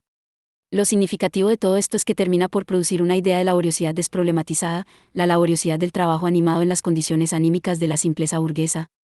Se deja, así, expedito el camino para una virtud de la laboriosidad que, si alcanza un perfil ético que puede parecer bajo, presenta la doble ventaja de su fácil integración en los presupuestos morales de la ética de la sociedad comercial y la no menos fácil justificación de su éxito social y su sencilla interiorización. En las condiciones inexcusables de la medianía la laboriosidad será virtud, y lo será tanto en el sentido de fuerza y robustez de la acción, como en el de valor moral que promueve la felicidad humana, sin que tal virtud necesite especiales matizaciones para devenir tal. El hombre debe ser laborioso si quiere satisfacer sus deseos e intereses y si quiere ser feliz. Y todavía hay más, solo este hombre laborioso será un hombre socialmente útil. La ética del trabajo ilustrada es una ética fácil pues obra a favor de la corriente de los intereses esclarecidos del individuo. No será, desde luego, una ética de la renuncia a sí mismo, de la superación de las inclinaciones de la sensualidad y las pulsiones pasionales, una ética de la idea de virtud trascendente. Cierto es que la laboriosidad desproblematizada puede presentar, en el proceso de su conversión en virtud, alguna inclinación a mostrar debilidades. Por ejemplo, dado que la laboriosidad aparece, como trabajo animado, muy ligada al lujo, bastará que éste sea considerado por algunos autores ilustrados como un vicio útil, caso de Genavis y Sempereu, para que aquella tienda a ser considerada como virtud no en la acepción moral fuerte del término, sino simplemente como fuerza y robustez del trabajo que solo cumplirá una función moral de manera indirecta, en tanto vaya a dar insuperable para la contención de la corrupción que generaría su ausencia, ociosidad, indolencia y abulia. Desde esta limitada consideración, la laboriosidad encuentra una justificación moral negativa por los graves vicios que efectivamente previene. Es este un riesgo que se corre cuando no se ha podido asumir un lujo totalmente desprovisto de suspicacias morales. Casos como este resultan reveladores de hasta qué punto la virtud de la laboriosidad y la ética del trabajo ilustrada están estrechamente vinculadas a las condiciones propias de una determinada teoría del consumo de bienes no necesarios, a un modelo excitante de retribución del trabajo, a la figura burguesa del hombre animado del deseo y de la previsión y del hombre simple de la medianía. El mercantilismo había teorizado la importancia económica y política del trabajo con la elaboración analítica y figurativa del trabajo productivo y de la sociedad ocupada. La Ilustración había configurado la idea de laboriosidad como trabajo animado, al que también podemos denominar trabajo apasionado, siempre que demos un sentido totalmente literal al calificativo. La laboriosidad ilustrada corre de la mano del enriquecimiento personal, de la movilidad social, del consumo de lujo y de la alta retribución del trabajo, sea esta en forma de renta salarial o como el beneficio económico de un negocio en el que trabaja quien lo emprende y desarrolla. No puede negarse que la idea moderna de laboriosidad es dada a luz por la fertilidad anímica del hombre apasionado. Una fertilidad que necesitó, ciertamente, para su plena aceptación, de su reconversión a las condiciones de racionalidad que establecieron los filósofos ilustrados. La primera vía hacia la virtud de la laboriosidad nos brindaba una laboriosidad, en tanto que trabajo apasionado, escasamente problemática por la facilidad con que se prestaba su racionalización por la medianía. Parecería imposible imaginarse la laboriosidad como un factor de infelicidad. Más bien se buscaba producir justo la imagen contraria y, en esta lucha, la laboriosidad siempre debería permanecer como un referente intacto. Y, sin embargo, había una sombra original. Había otra posibilidad según la cual la laboriosidad, en tanto que trabajo apasionado, pudiese presentar el inquietante rostro de una fuerza perturbadora. ¿Será esta la laboriosidad de la segunda vía que también conduce, a su manera, a la virtud del trabajo? No es toda la laboriosidad, desde luego, pero sí, significativamente, una forma de laboriosidad que, necesariamente, habrá que considerar. Nadie podrá negar que esta segunda vía, y su sensibilidad para las formas infelices de la laboriosidad, no pertenezca por entero, como la primera, al patrimonio filosófico ilustrado. Posiblemente nadie haya expresado mejor en el siglo de las luces el problema de la laboriosidad que Adam Smith. No es frecuente encontrar en un mismo autor el atento y separado escrutinio de los dos aspectos de la laboriosidad que nos ocupan, trabajo apasionado y virtud. Pero, además, hay una novedad importante. La laboriosidad, en su faceta de trabajo apasionado, deja de pensarse como necesitada de un requisito especial para asegurar su correcta reproducción. Recordemos que este requisito no es otro que la medianía. La laboriosidad es en Smith trabajo apasionado puro, lo que le permitirá plantear el problema de su exceso en el individuo como un fenómeno, digamos, cuasi natural. Esta peculiar acepción no permite asumir que la laboriosidad sea per se una virtud. Será, todo lo más, una pura fuerza y robustez para la acción. Es precisamente este sesgo novedoso en la consideración del fenómeno, lo que explica que Adam Smith considere, por separado, la laboriosidad como trabajo apasionado y como virtud moral. La laboriosidad como trabajo apasionado puro hace su aparición en el capítulo de la teoría de los sentimientos morales en que Smith examina el fenómeno de la utilidad aparente y sus efectos 33. Para facilitar la comprensión de lo que el autor quiere expresar con este concepto, vamos a denominar utilidad positiva la utilidad de un objeto que muestra directamente su capacidad específica para satisfacer necesidades humanas concretas. Es el concepto de utilidad más corriente de la época, el que llena los escritos económicos y morales mercantilistas e ilustrados en el siglo XVIII. Adam Smith destaca un segundo tipo de utilidad, que él denomina utilidad aparente y que nosotros vamos a denominar utilidad fantástica, que no procede de la experiencia de las satisfacciones positivas que puede proporcionar un bien, sino de las satisfacciones que la fantasía y la imaginación nos prefiguran. Del mismo. El objeto útil, dice Smith, constantemente, sugiere el placer o la comodidad que está destinado a procurar. 34. La distinción entre utilidad positiva y utilidad fantástica es muy importante para Smith. Esta importancia se pone de manifiesto en el hecho de que el escocés insista, expresamente, en la novedad de su planteamiento. La novedad reside, en última instancia, en considerar que los seres humanos obedecen más a la fascinación de la belleza de una utilidad aparente que al placer de la satisfacción real de una necesidad efectiva. 35. Una significativa corrección del placer de previsión del Betius y compañía. La utilidad fantástica obra por su capacidad para sugerir los rasgos bien ajustados de una situación o condición feliz. No es una utilidad positiva imaginada, no es un deseo razonable o racionalizado, es algo de naturaleza bien distinta. Es la seducción de una imagen en la que toda utilidad positiva se ve ampliamente rebasada y trascendida por el encanto global que produce el ajuste preciso con que los medios se disponen en la fantasía para alcanzar un estado de felicidad y placer. 36. Smith cuenta la fábula del hijo del pobre. Admira la forma de vida del rico. Fantasea con la belleza de la vida palaciega. Se imagina transportado en un lujoso coche, servido por un batallón de sirvientes, lujosamente alojado. Está encantado con la imagen distante de esa felicidad, en su fantasía parece la vida de unos seres superiores. 37. El hijo del pobre de la fábula desea por la utilidad fantástica y este deseo, plasmado en la imagen bien ajustada que avanza la pura imaginación distante, surtirá un efecto explosivo que nunca cabría esperar de la utilidad positiva. Para alcanzar esta meta, añade Smith, se dedica para siempre a la búsqueda de riquezas y honores. La utilidad fantástica no le conduce, finalmente, al mundo imposible de lo imaginado, sino a la cruda realidad de las fatigas corporales y al desasosiego espiritual. 50. A una laboriosidad desatada, con infatigable diligencia trabaja día y noche. No creo que sea forzar mucho los términos si detrás del deseo de la utilidad fantástica de Adam Smith percibimos una formulación del deseo metafísico y establecemos una comparación entre el profundo desasosiego anímico que caracteriza al primero, según sostendrá Smith, con los dramáticos efectos de las formas de la mediación interna propias del segundo. Estoy utilizando aquí términos elaborados por René Girard para dar forma a su teoría de la verdad novelesca y esto requiere una aclaración. 38. Para Girard, deseo metafísico y mediación interna caracterizan a la verdad novelesca, tal y como ésta se expresa en la gran novela realista decimonónica y sus secuelas hasta Marcel Proust. El deseo metafísico es la forma del deseo inconmensurable del hombre moderno, mientras que la mediación es el desear a través de los otros, deseo que se opondría al deseo según uno mismo. La mediación interna supone que las dos esferas cuyos centros ocupan el mediador y el sujeto deseante mantienen una distancia espiritual reducida entre sí, de forma que ambas se penetran con más o menos profundidad. La mediación interna nombra la necesidad de ser por los otros, por unos otros que son próximos y prosaicos. Los celos, la envidia, el odio, son los nombres tradicionales de la mediación interna, nombres que, como afirma Girard, casi siempre nos ocultan su verdadera naturaleza. La mediación interna triunfa en un mundo en que, poco a poco, se debilitan las distinciones contundentes entre las categorías sociales.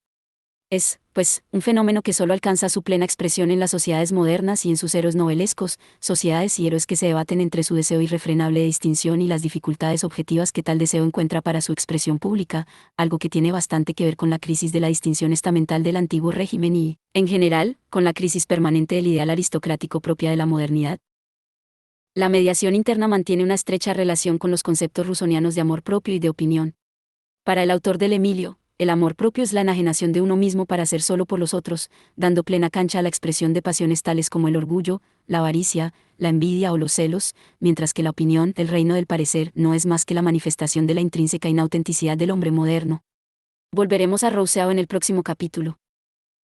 Deseo metafísico y mediación interna componen la sustancia poética de un drama en el que el héroe frecuentemente se procura graves males a sí mismo, arde en sus ambiciones insatisfechas, vive en conflicto permanente con los seres humanos a través de los que quiere llegar a ser para, finalmente, tener que enfrentarse con una cruda e inexorable derrota física y moral en la que solo queda ya la cruel verdad de un paradigma de la antiheroicidad, la del que desea metafísicamente a través de las realidades materiales y humanas más próximas, mostrencas y prosaicas. Adam Smith ofrece, en el texto sobre la utilidad fantástica de la teoría de los sentimientos morales, una versión, todo lo primeriza que se quiera, de uno de los temas mayores de la poética novelesca decimonónica, y esto es así en la medida en que nuestro autor se esfuerza, por requisitos del guión, en ofrecer el retrato moral y económico del hombre moderno. El comportamiento del hijo del pobre, preso de las garras de la utilidad fantástica, es ya el de un héroe de novela caracterizado por el deseo que nunca acaba y por su proyección sobre los otros a los que mediatiza para su satisfacción imposible. Del hijo del pobre, dice Smith. Hace la corte a todo el mundo, sirve a quienes odia y es obsequioso con quienes desprecia. Durante toda su vida lucha por la idea de un reposo artificial y elegante que quizá nunca consiga, pero en aras del cual sacrifica la tranquilidad real que está siempre a su alcance. 39. La historia del hijo del pobre termina como la historia de tantos héroes de novela, como la historia de tantos héroes contemporáneos, en la clarividencia final de la muerte.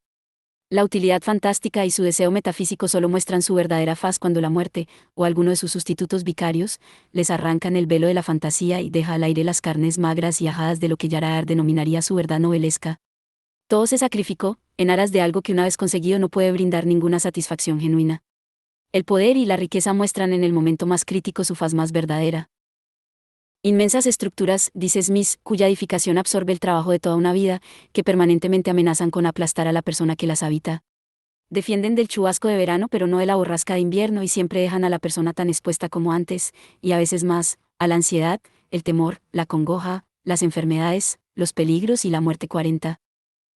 Esta es la melancólica filosofía, la expresión es de Smith, de la utilidad fantástica y el deseo metafísico. Una triste filosofía, que no es la norma de la vida, sino la revelación de la muerte y sus simulacros, pues, cuando tenemos salud y mejor humor, añade, nunca dejamos de contemplarlos, a los grandes objetos del deseo humano, bajo una luz más grata. La utilidad fantástica es la sugestiva teoría de la motivación de la filosofía moral de Adam Smith. Su asombroso poder reside en la imaginación y la fantasía de un hombre al que la ira de los cielos ha vuelto ambicioso, esto es, del hombre pasional tal y como había salido de la pluma luciferina de Mandeville. El hombre de la utilidad fantástica es un hombre de acción hasta el desvelo, hasta hacerse daño física y espiritualmente a sí mismo por su activismo desenfrenado.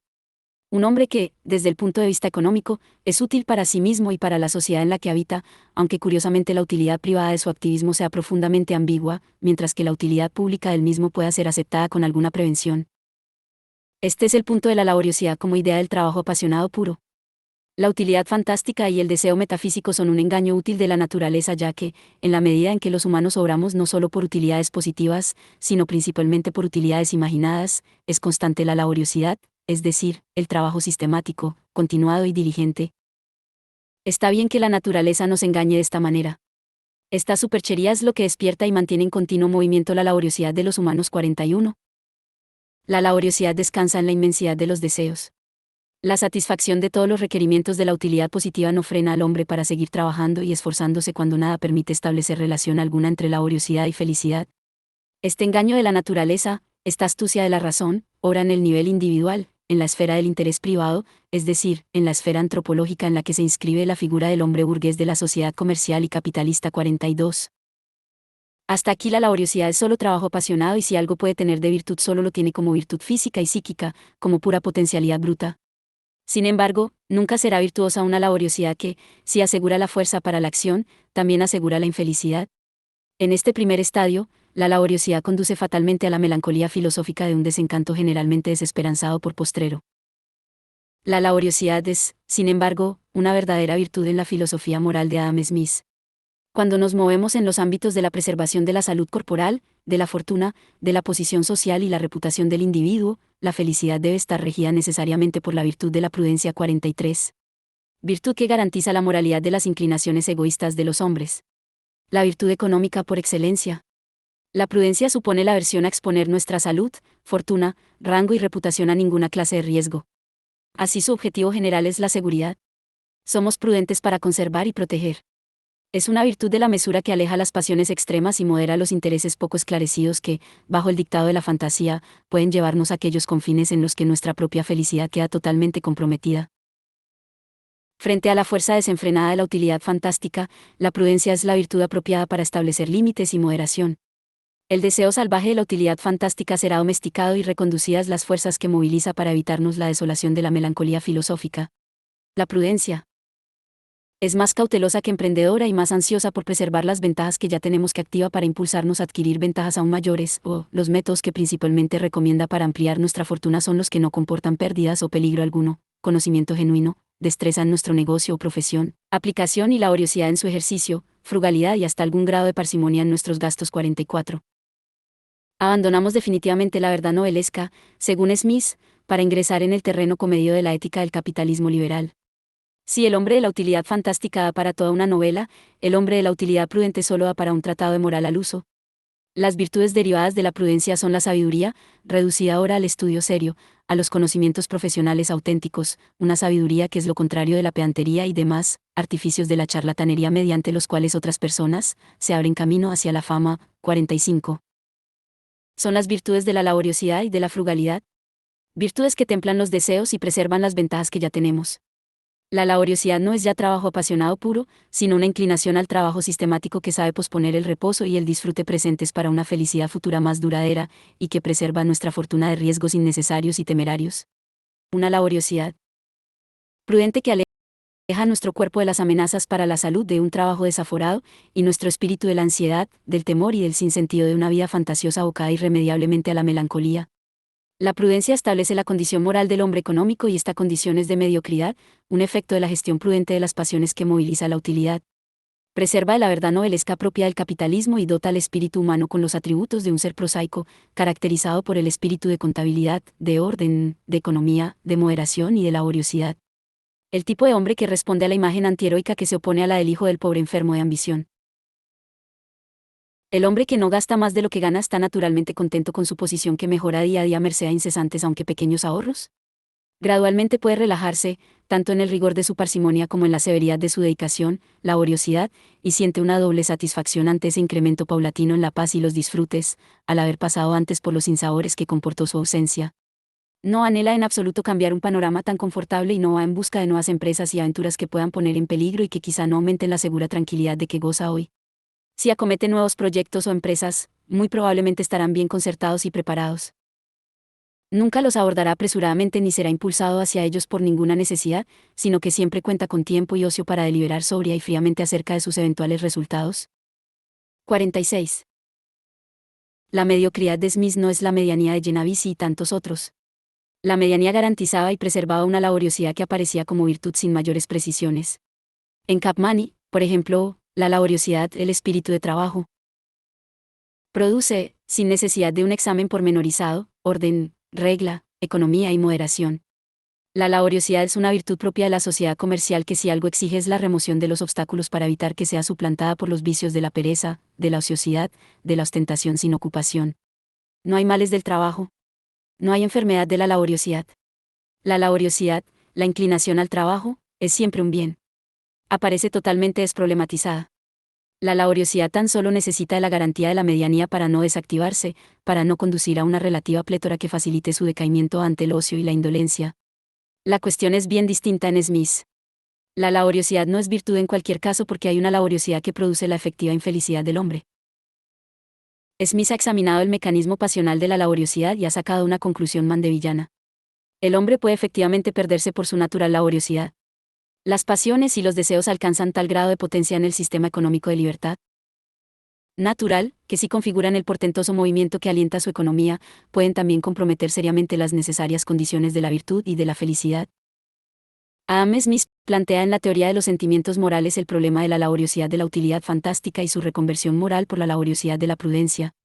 El problema se asume en un contexto específicamente moral, de filosofía moral, en el que el autor echa mano de la figuración poética del hombre de la verdad novelesca para oponerle el hombre el comportamiento prudente y circunspecto. Si de la obra moral pasamos a la obra económica de Smith, a la riqueza de las naciones, el problema de la laboriosidad planteado en la primera tiene su reflejo especular en la segunda. De nuevo aparece la laboriosidad como trabajo apasionado, solo que ahora no es ya la laboriosidad del héroe de una novela, sino del trabajador de un tratado de economía política, el trabajador bien remunerado del sistema económico de libertad natural. También este trabajador tiende al exceso.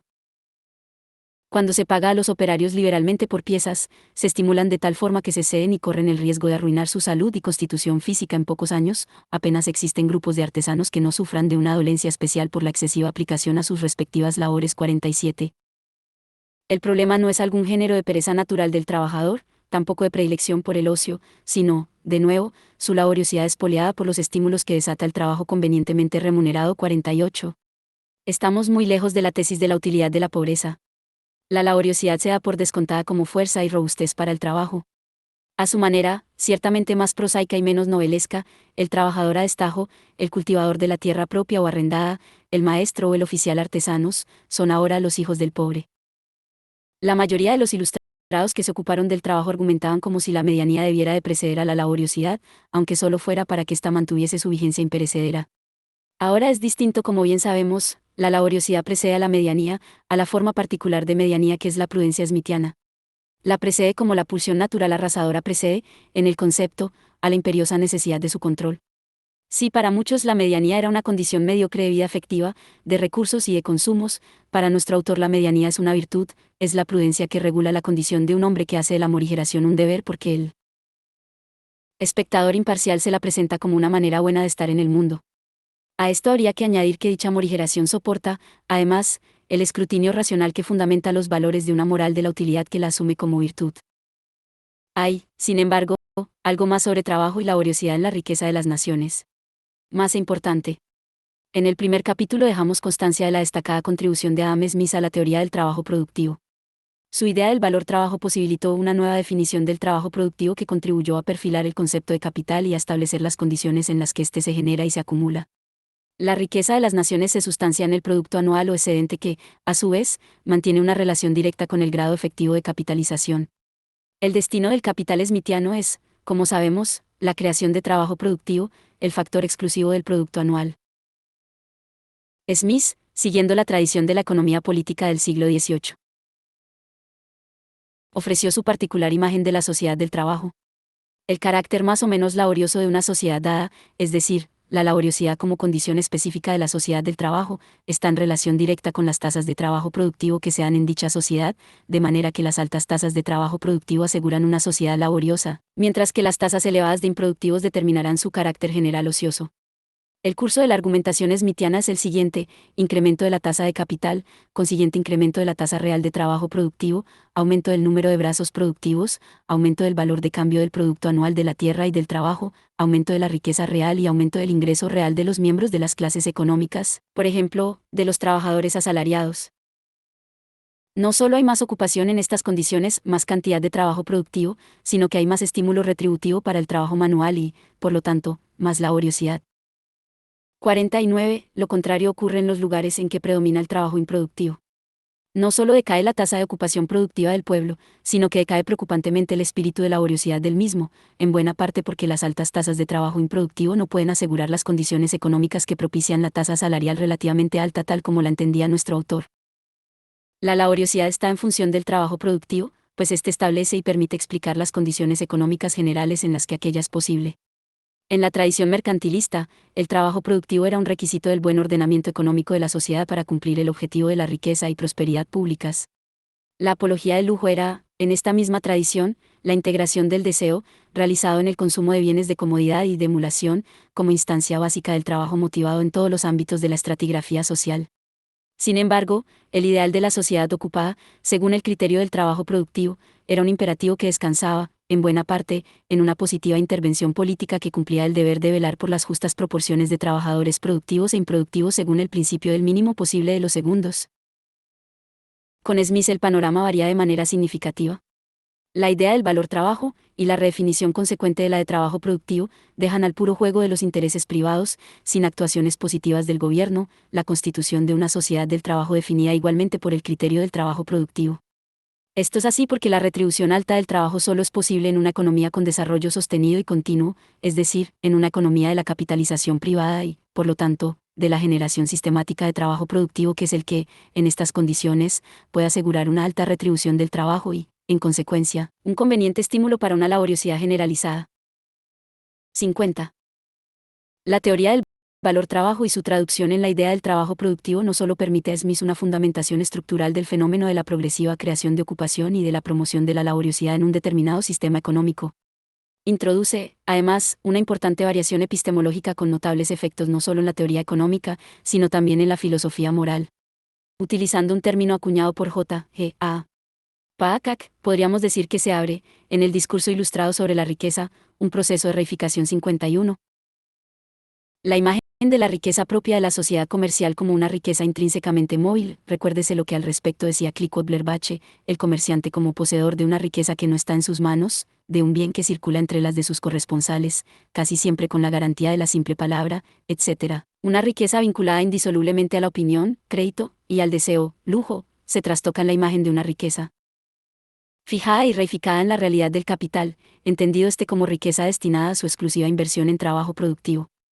Si la riqueza móvil buscaba y encontraba su justificación moral principalmente en las virtudes de la sociabilidad del du commerce, la riqueza reificada hallará su particular espíritu moral en las virtudes personales de la prudencia y, especialmente, de la frugalidad.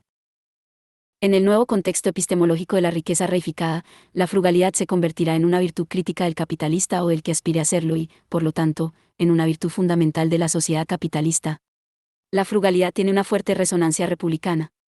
En estas páginas vamos a suponer que los ecorepublicanos de esta virtud tuvieron que interesar y agradar particularmente a Smith.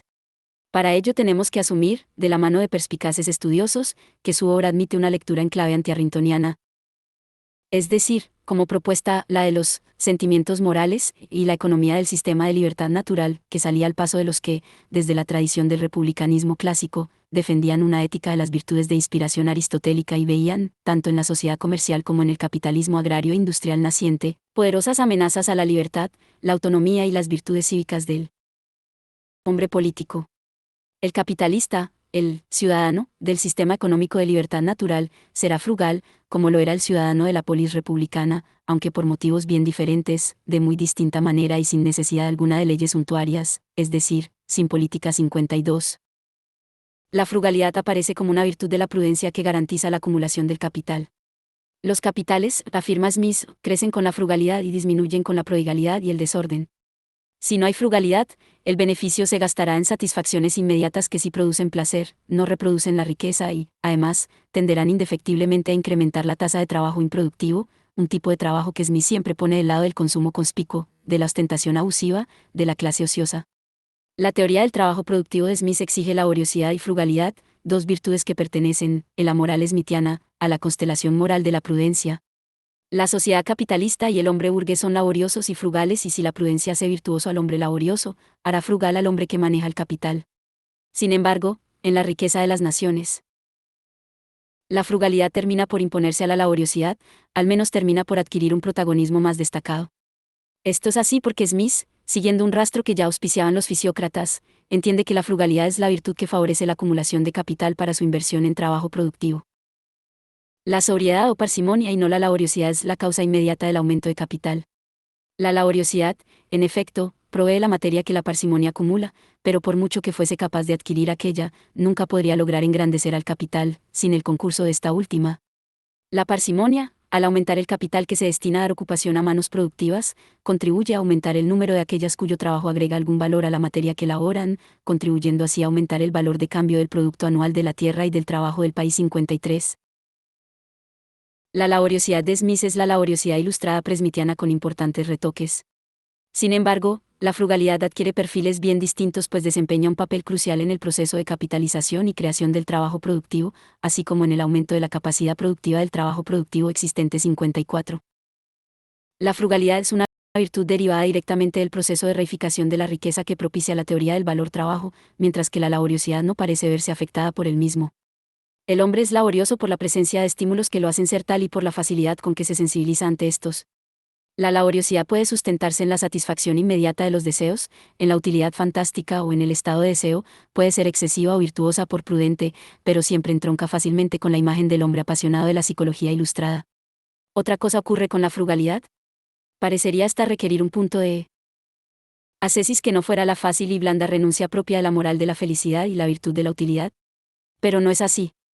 La riqueza reificada crea una peculiar especie de hombre frugal que lo es, no porque la virtud presente el carácter sustancial de un deber y una excelencia que solo están referidas a la propia figura en sí del hombre virtuoso, lo que frecuentemente obliga a sostener la virtud mediante el sacrificio de la propia felicidad y los propios intereses, sino por idénticos fundamentos morales a los que promueven la virtud de la laboriosidad. 55. Para bosquejar al hombre frugal del capitalismo, Smith tiene que convertir el consumo conspicuo en pasión, momentánea e ocasional, en la mayoría de los hombres. Además, el deseo de mejorar de situación aparecerá como un deseo, calmo y desapasionado, y, por si fuera poco, permanente. Por último, se divulga la idea de que la mejor forma de aumentar la fortuna que permitirá mejorar de situación es el ahorro y la acumulación de una buena parte de la riqueza que se obtiene. La conclusión de esta ristra de supuestos, que sean por ciertos, es que la frugalidad es una virtud fácil que predomina de manera aplastante.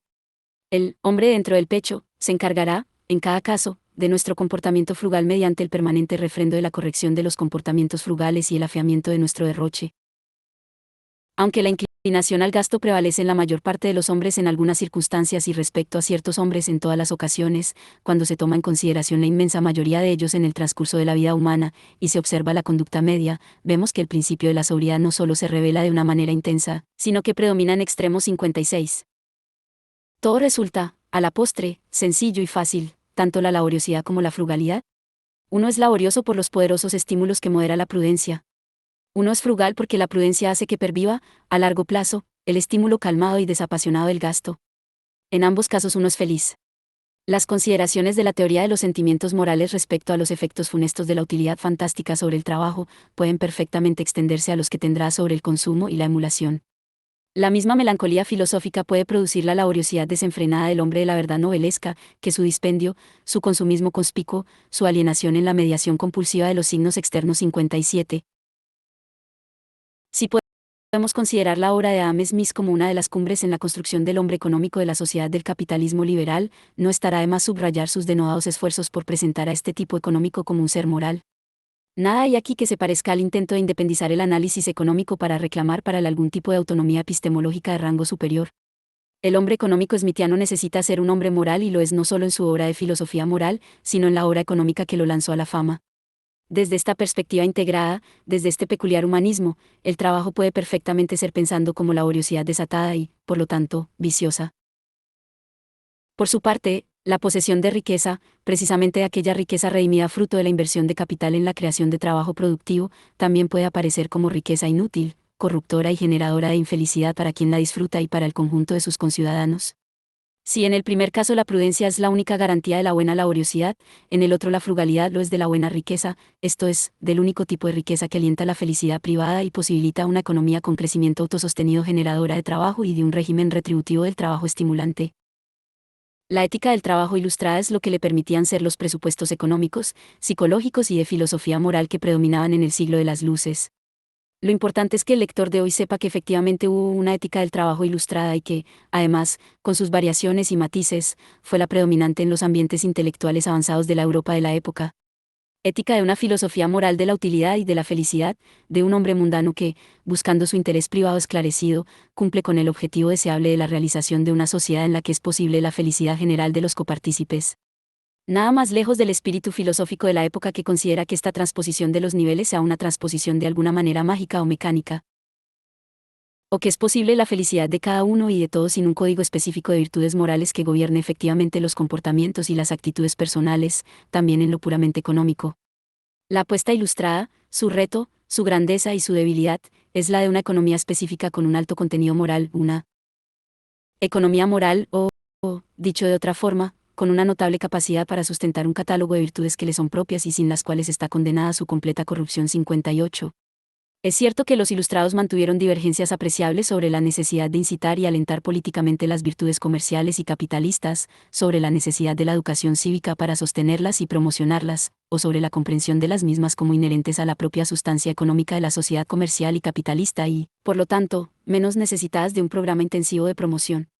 En cualquier caso, la esfera de lo económico le será impensable como ajena a la esfera de lo moral, también a las esferas de lo psicológico y, en menor grado según autores, a la de lo político. En este importante asunto Adam Smith, considerado como el padre de la economía liberal, no hace sino llevar a su máxima expresión lo que era un requisito indeclinable en el siglo. Hablar de economía era hablar del hombre y de la sociedad, de un hombre que solo siendo virtuoso podía realizar su felicidad material y anímica, y de una sociedad de desigualdades moderadas en la que estuvieran vigentes los valores de la prudencia, la justicia y la benevolencia como virtudes socialmente interiorizadas. En la medida en que esto era así, se creaba un amplio recorrido de moralidad antes de que el hombre se topase con los imperativos y restricciones de la ley. Ciertamente, la ética del trabajo posible en el contexto de la filosofía moral que domina en la Ilustración no es una ética del trabajo entendida. Utilizamos los términos de Alasdair MacIntyre como excelencia de la práctica social, por ejemplo, de la práctica social del patrón de empresa, del ebanista o del médico, o como virtud de la unidad de narración de una vida única en la que domina un ideal de plenitud virtuosa, por ejemplo, la vida laboriosa y honesta de un menestral como configuración esencial de una biografía virtuosa, un relato, con sentido tanto para sí como para los demás. 59. Los filósofos de la filosofía moral de la utilidad forjaron un concepto secularizado de virtud de la laboriosidad que, por sus mismos fundamentos intelectuales, produjo una ética del trabajo lo más alejada posible de cualquier ascética. Se perdía, con el abandono de la ascesis, el ideal de renuncia y de superación moral a costa de uno mismo. Se ganaba la facilidad moral de un ser humano que era virtuoso y feliz y practicaba la refinada sociabilidad de los civilizados. Se perdía la idea de la laboriosidad como excelencia moral de las prácticas sociales y de biografía personal, para ganar una idea moral de laboriosidad ciertamente expuesta a la posibilidad de su debilitamiento, bien por la decadencia del principio activo que la espolea, bien por el exceso de las fantasías que alienta. La idea moderna de trabajo surge alejada de cualquier consideración exclusivamente religiosa y política del trabajo. Si rechaza la laboriosidad de un súbdito forzado a trabajar por la mera necesidad, aunque se reclamase para tal situación la felicidad de la estulticia, la utilidad pública y la fortaleza del Estado, también rechaza la laboriosidad de un fiel que asumiese cualquier forma de ética del trabajo basada en la práctica ascética y en el deber ser de una vida laboriosa como signo de su definitiva justificación. Los ilustrados creían en una ética del trabajo basada exclusivamente en la utilidad y felicidad del hombre, en una virtud de la laboriosidad que formaba parte de un código moral racional y fácilmente intiriarizable por los buenos sentimientos de un ser humano al que definitivamente se quería rescatado de las añagazas de una religiosidad supersticiosa y de un poder despótico, o con manifiesta inclinación a hacerlo. 1 Herziman, 1978. El título completo del ensayo es Las pasiones y los intereses. Argumentos políticos en favor del capitalismo antes de su triunfo. 2 Herziman rastrea la aparición de esta acepción en Le Parfait Négociant de Jacques Savary, un texto de 1675, Herziman, 1978, p. 66. Dousur aparece como antónimo de violencia, rudeza y malos modos. Herziman sugiere que la dousura atribuida a las relaciones económicas propias de una economía de mercado puede derivar de su atribución anterior a una acepción bien distinta del vocablo comercio, generalizada en la mayor parte de las lenguas europeas. Comercio como conversación animada, como forma de la sociabilidad entre personas, especialmente de sexos distintos. En este contexto, la dousura encuentra un lugar primario de aplicación para calificar una forma deseada de comunicación entre personas. La dousura, referida a una forma grata de comercio entre personas que naturalmente se atraen, dará paso a su utilización, con un sentido parecido, para calificar otras formas bien distintas de comercio, pero igualmente definidas por una precisa idea de sociabilidad. 3 Espíritu de las leyes, 20, p. 1. 4 La dousura es una condición, pues, exclusiva de las sociedades de mercado libre. Es decir, de sociedades en las que el único referente ideal es la libre concurrencia económica. La dousura siempre estará amenazada en cualquier forma de capitalismo oligopolista o monopolista, un capitalismo en el que una buena parte de la circulación y el negocio discurre por canales opacos, singularmente protegidos y concentrados. 5 Espíritu de las leyes, 21, p. 20. 6 Conviene recordar que la apología del Ducomerce presenta, en Montesquieu, algunas matizaciones importantes. Nuestro autor muestra su preocupación ante el hecho de que el espíritu de comercio, aquí actitudes y actuaciones propias del hombre de la sociedad comercial, se convierta en el único espíritu que domine una sociedad. En este caso, se trafica con todas las acciones humanas y con todas las virtudes morales, las cosas más pequeñas, incluso las que pide la humanidad, se hacen o se dan por dinero, espíritu de las leyes, 20, p. 2. Parece querernos decir que el espíritu de comercio no puede reducirse, sin graves consecuencias, a una estricta racionalidad económica situada al margen de las limitaciones que le imponen las virtudes comerciales y otros componentes virtuosos del honor. Por otra parte, Montesquieu nos ofrece una interesante valoración del tono moral de la sociedad comercial. Este siempre resultará bajo comparado con el de otras moralidades de la virtud sustantiva, aunque no por esto deje de mostrar su efectividad. Puede decirse, afirma, que las leyes del comercio perfeccionan las costumbres por la misma razón de que dichas leyes pierden las costumbres. El comercio corrompe las costumbres puras, pero pule y suaviza las costumbres bárbaras. Ibidem, 20, p. 1. El comercio corrompe las costumbres puras, por ejemplo, las republicanas, pero solo para promover valores morales que se nos representan como más prosaicos, menos altruistas, más en armonía con los intereses privados. 7 Paine, Derechos del Hombre, p. 223. 8 Espíritu de las leyes, 20, p. 2. El autor cita a Aristóteles que incluye el pillaje entre los modos de adquirir. En la medida en que éste sea una manera efectiva de adquirir, el comercio libre no puede desarrollarse y faltarán, por lo tanto, las virtudes de la sociabilidad aparejadas. Por aquí se colará, en el discurso ilustrado, el tópico de las sociedades crueles, bárbaras, toscas. Sociedades quizá con virtudes heroicas y caballerescas entre sus aristocracias, pero también con una debilidad manifiesta de las virtudes de la sociabilidad universalizada. 9 Vincent Gournay publicó sus escritos después de 1750.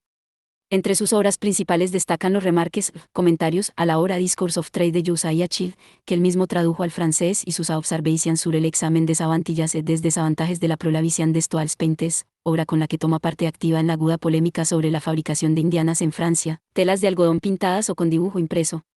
La información sobre Gournay y la cita de sus textos la he tomado de la Rere, 1992. 10 Montesquieu había afirmado, el interés es el monarca más poderoso de la tierra.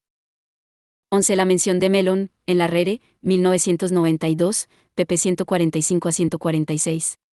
Mellon es autor del Essai politique sur le commerce, publicado por vez primera en 1734. Una obra que tuvo una importante influencia entre los apologistas del lujo.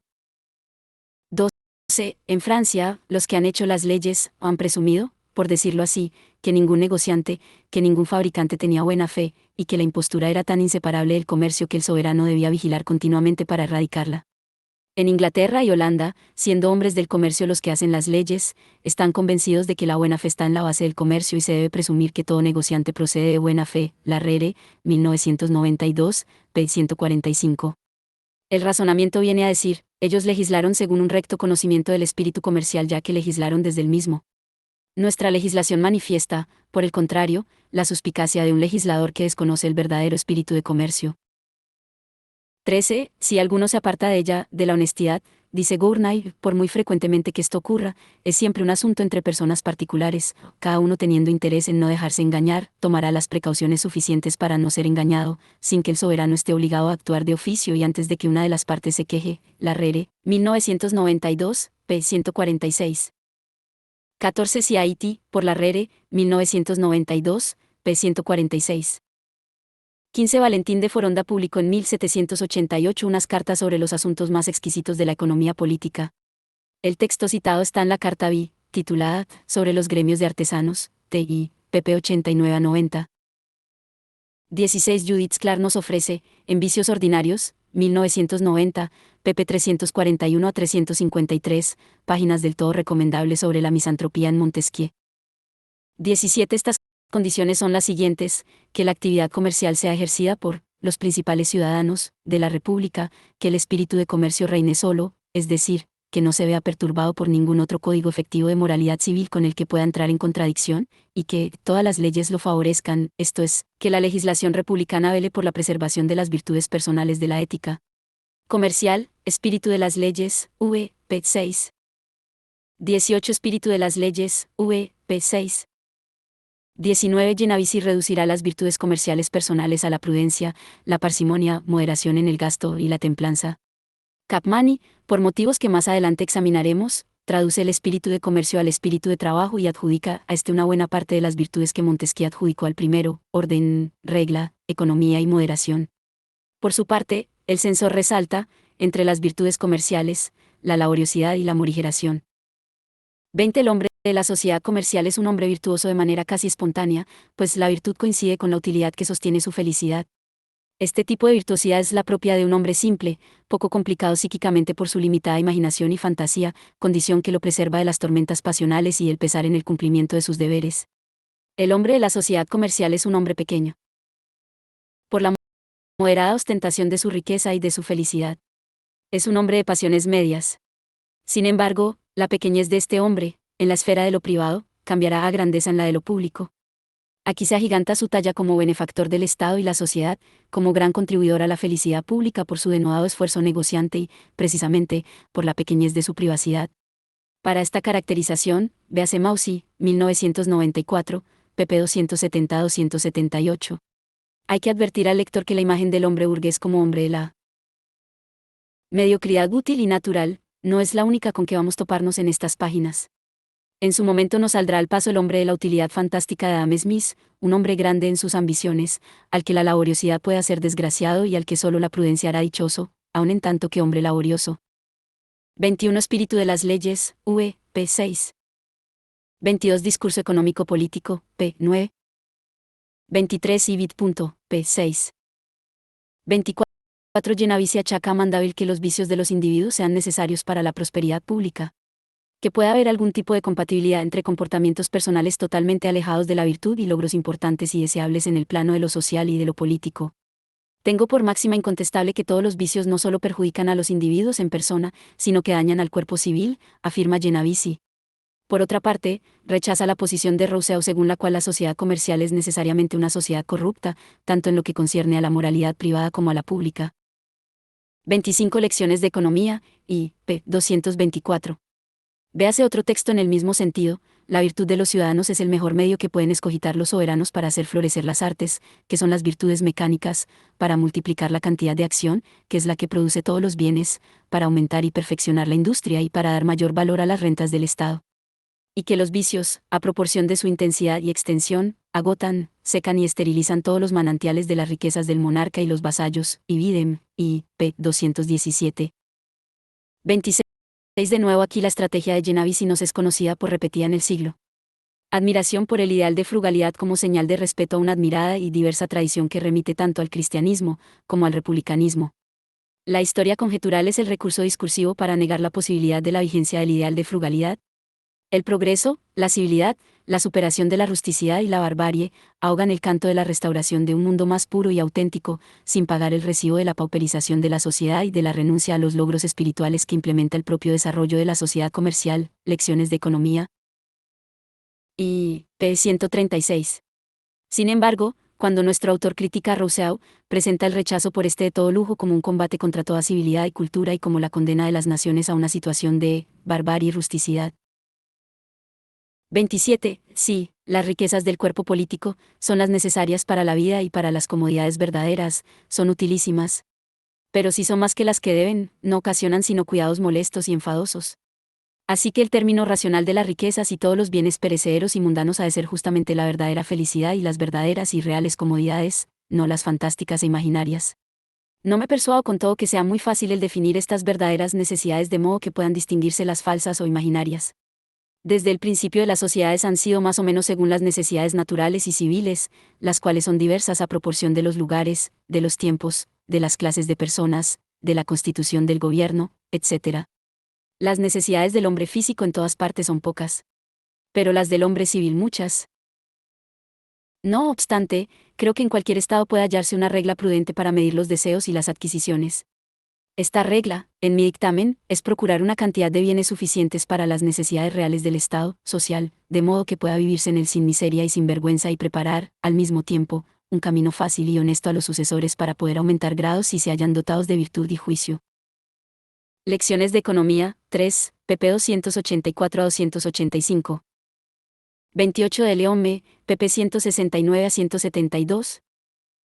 29. Es fácil probar que las fortunas tienden naturalmente a la igualdad, y que su excesiva desproporción, o no puede existir, o debe cesar enseguida, si las leyes civiles no establecen unos medios artificiales de perpetuarlas y de reunirlas, si la libertad del comercio y de la industria hacen desaparecer la ventaja que toda ley prohibitiva y todo derecho fiscal dan a la riqueza adquirida, si los impuestos no detienen la actividad del pobre y no devoran sus escasos capitales, si la administración pública no abre a unos pocos hombres unas abundantes fuentes de opulencia, cerradas al resto de los ciudadanos. Condorcet, 1980, pp 230-231. El bosquejo de un cuadro histórico de los progresos del espíritu humano fue publicado en 1792. 30 Maussy, 1994, pp 175-179. 31. La mediocridad, afirma Maussy, no es en suma más que la transposición social de la idea de reposo. Excluye las pasiones y permite al alma gustar de su propia inmovilidad. El hombre mediocre no necesita emociones para ser feliz. Su felicidad no es una aventura, un devenir, sino un estado definitivamente asegurado. Maussy, 1994, p. 175. 32. La suficiencia se integra en todo un complejo sociológico y poético en el que la tonalidad dominante es la del reposo. Designa perfectamente aquella plenitud, alejada igualmente de los tormentos de la riqueza y de las angustias de la indigencia. Maussy, 1994, p. 177. 33. Teoría de los sentimientos morales, parte 4. El título general de esta parte es Del efecto de la utilidad sobre los sentimientos de la aprobación.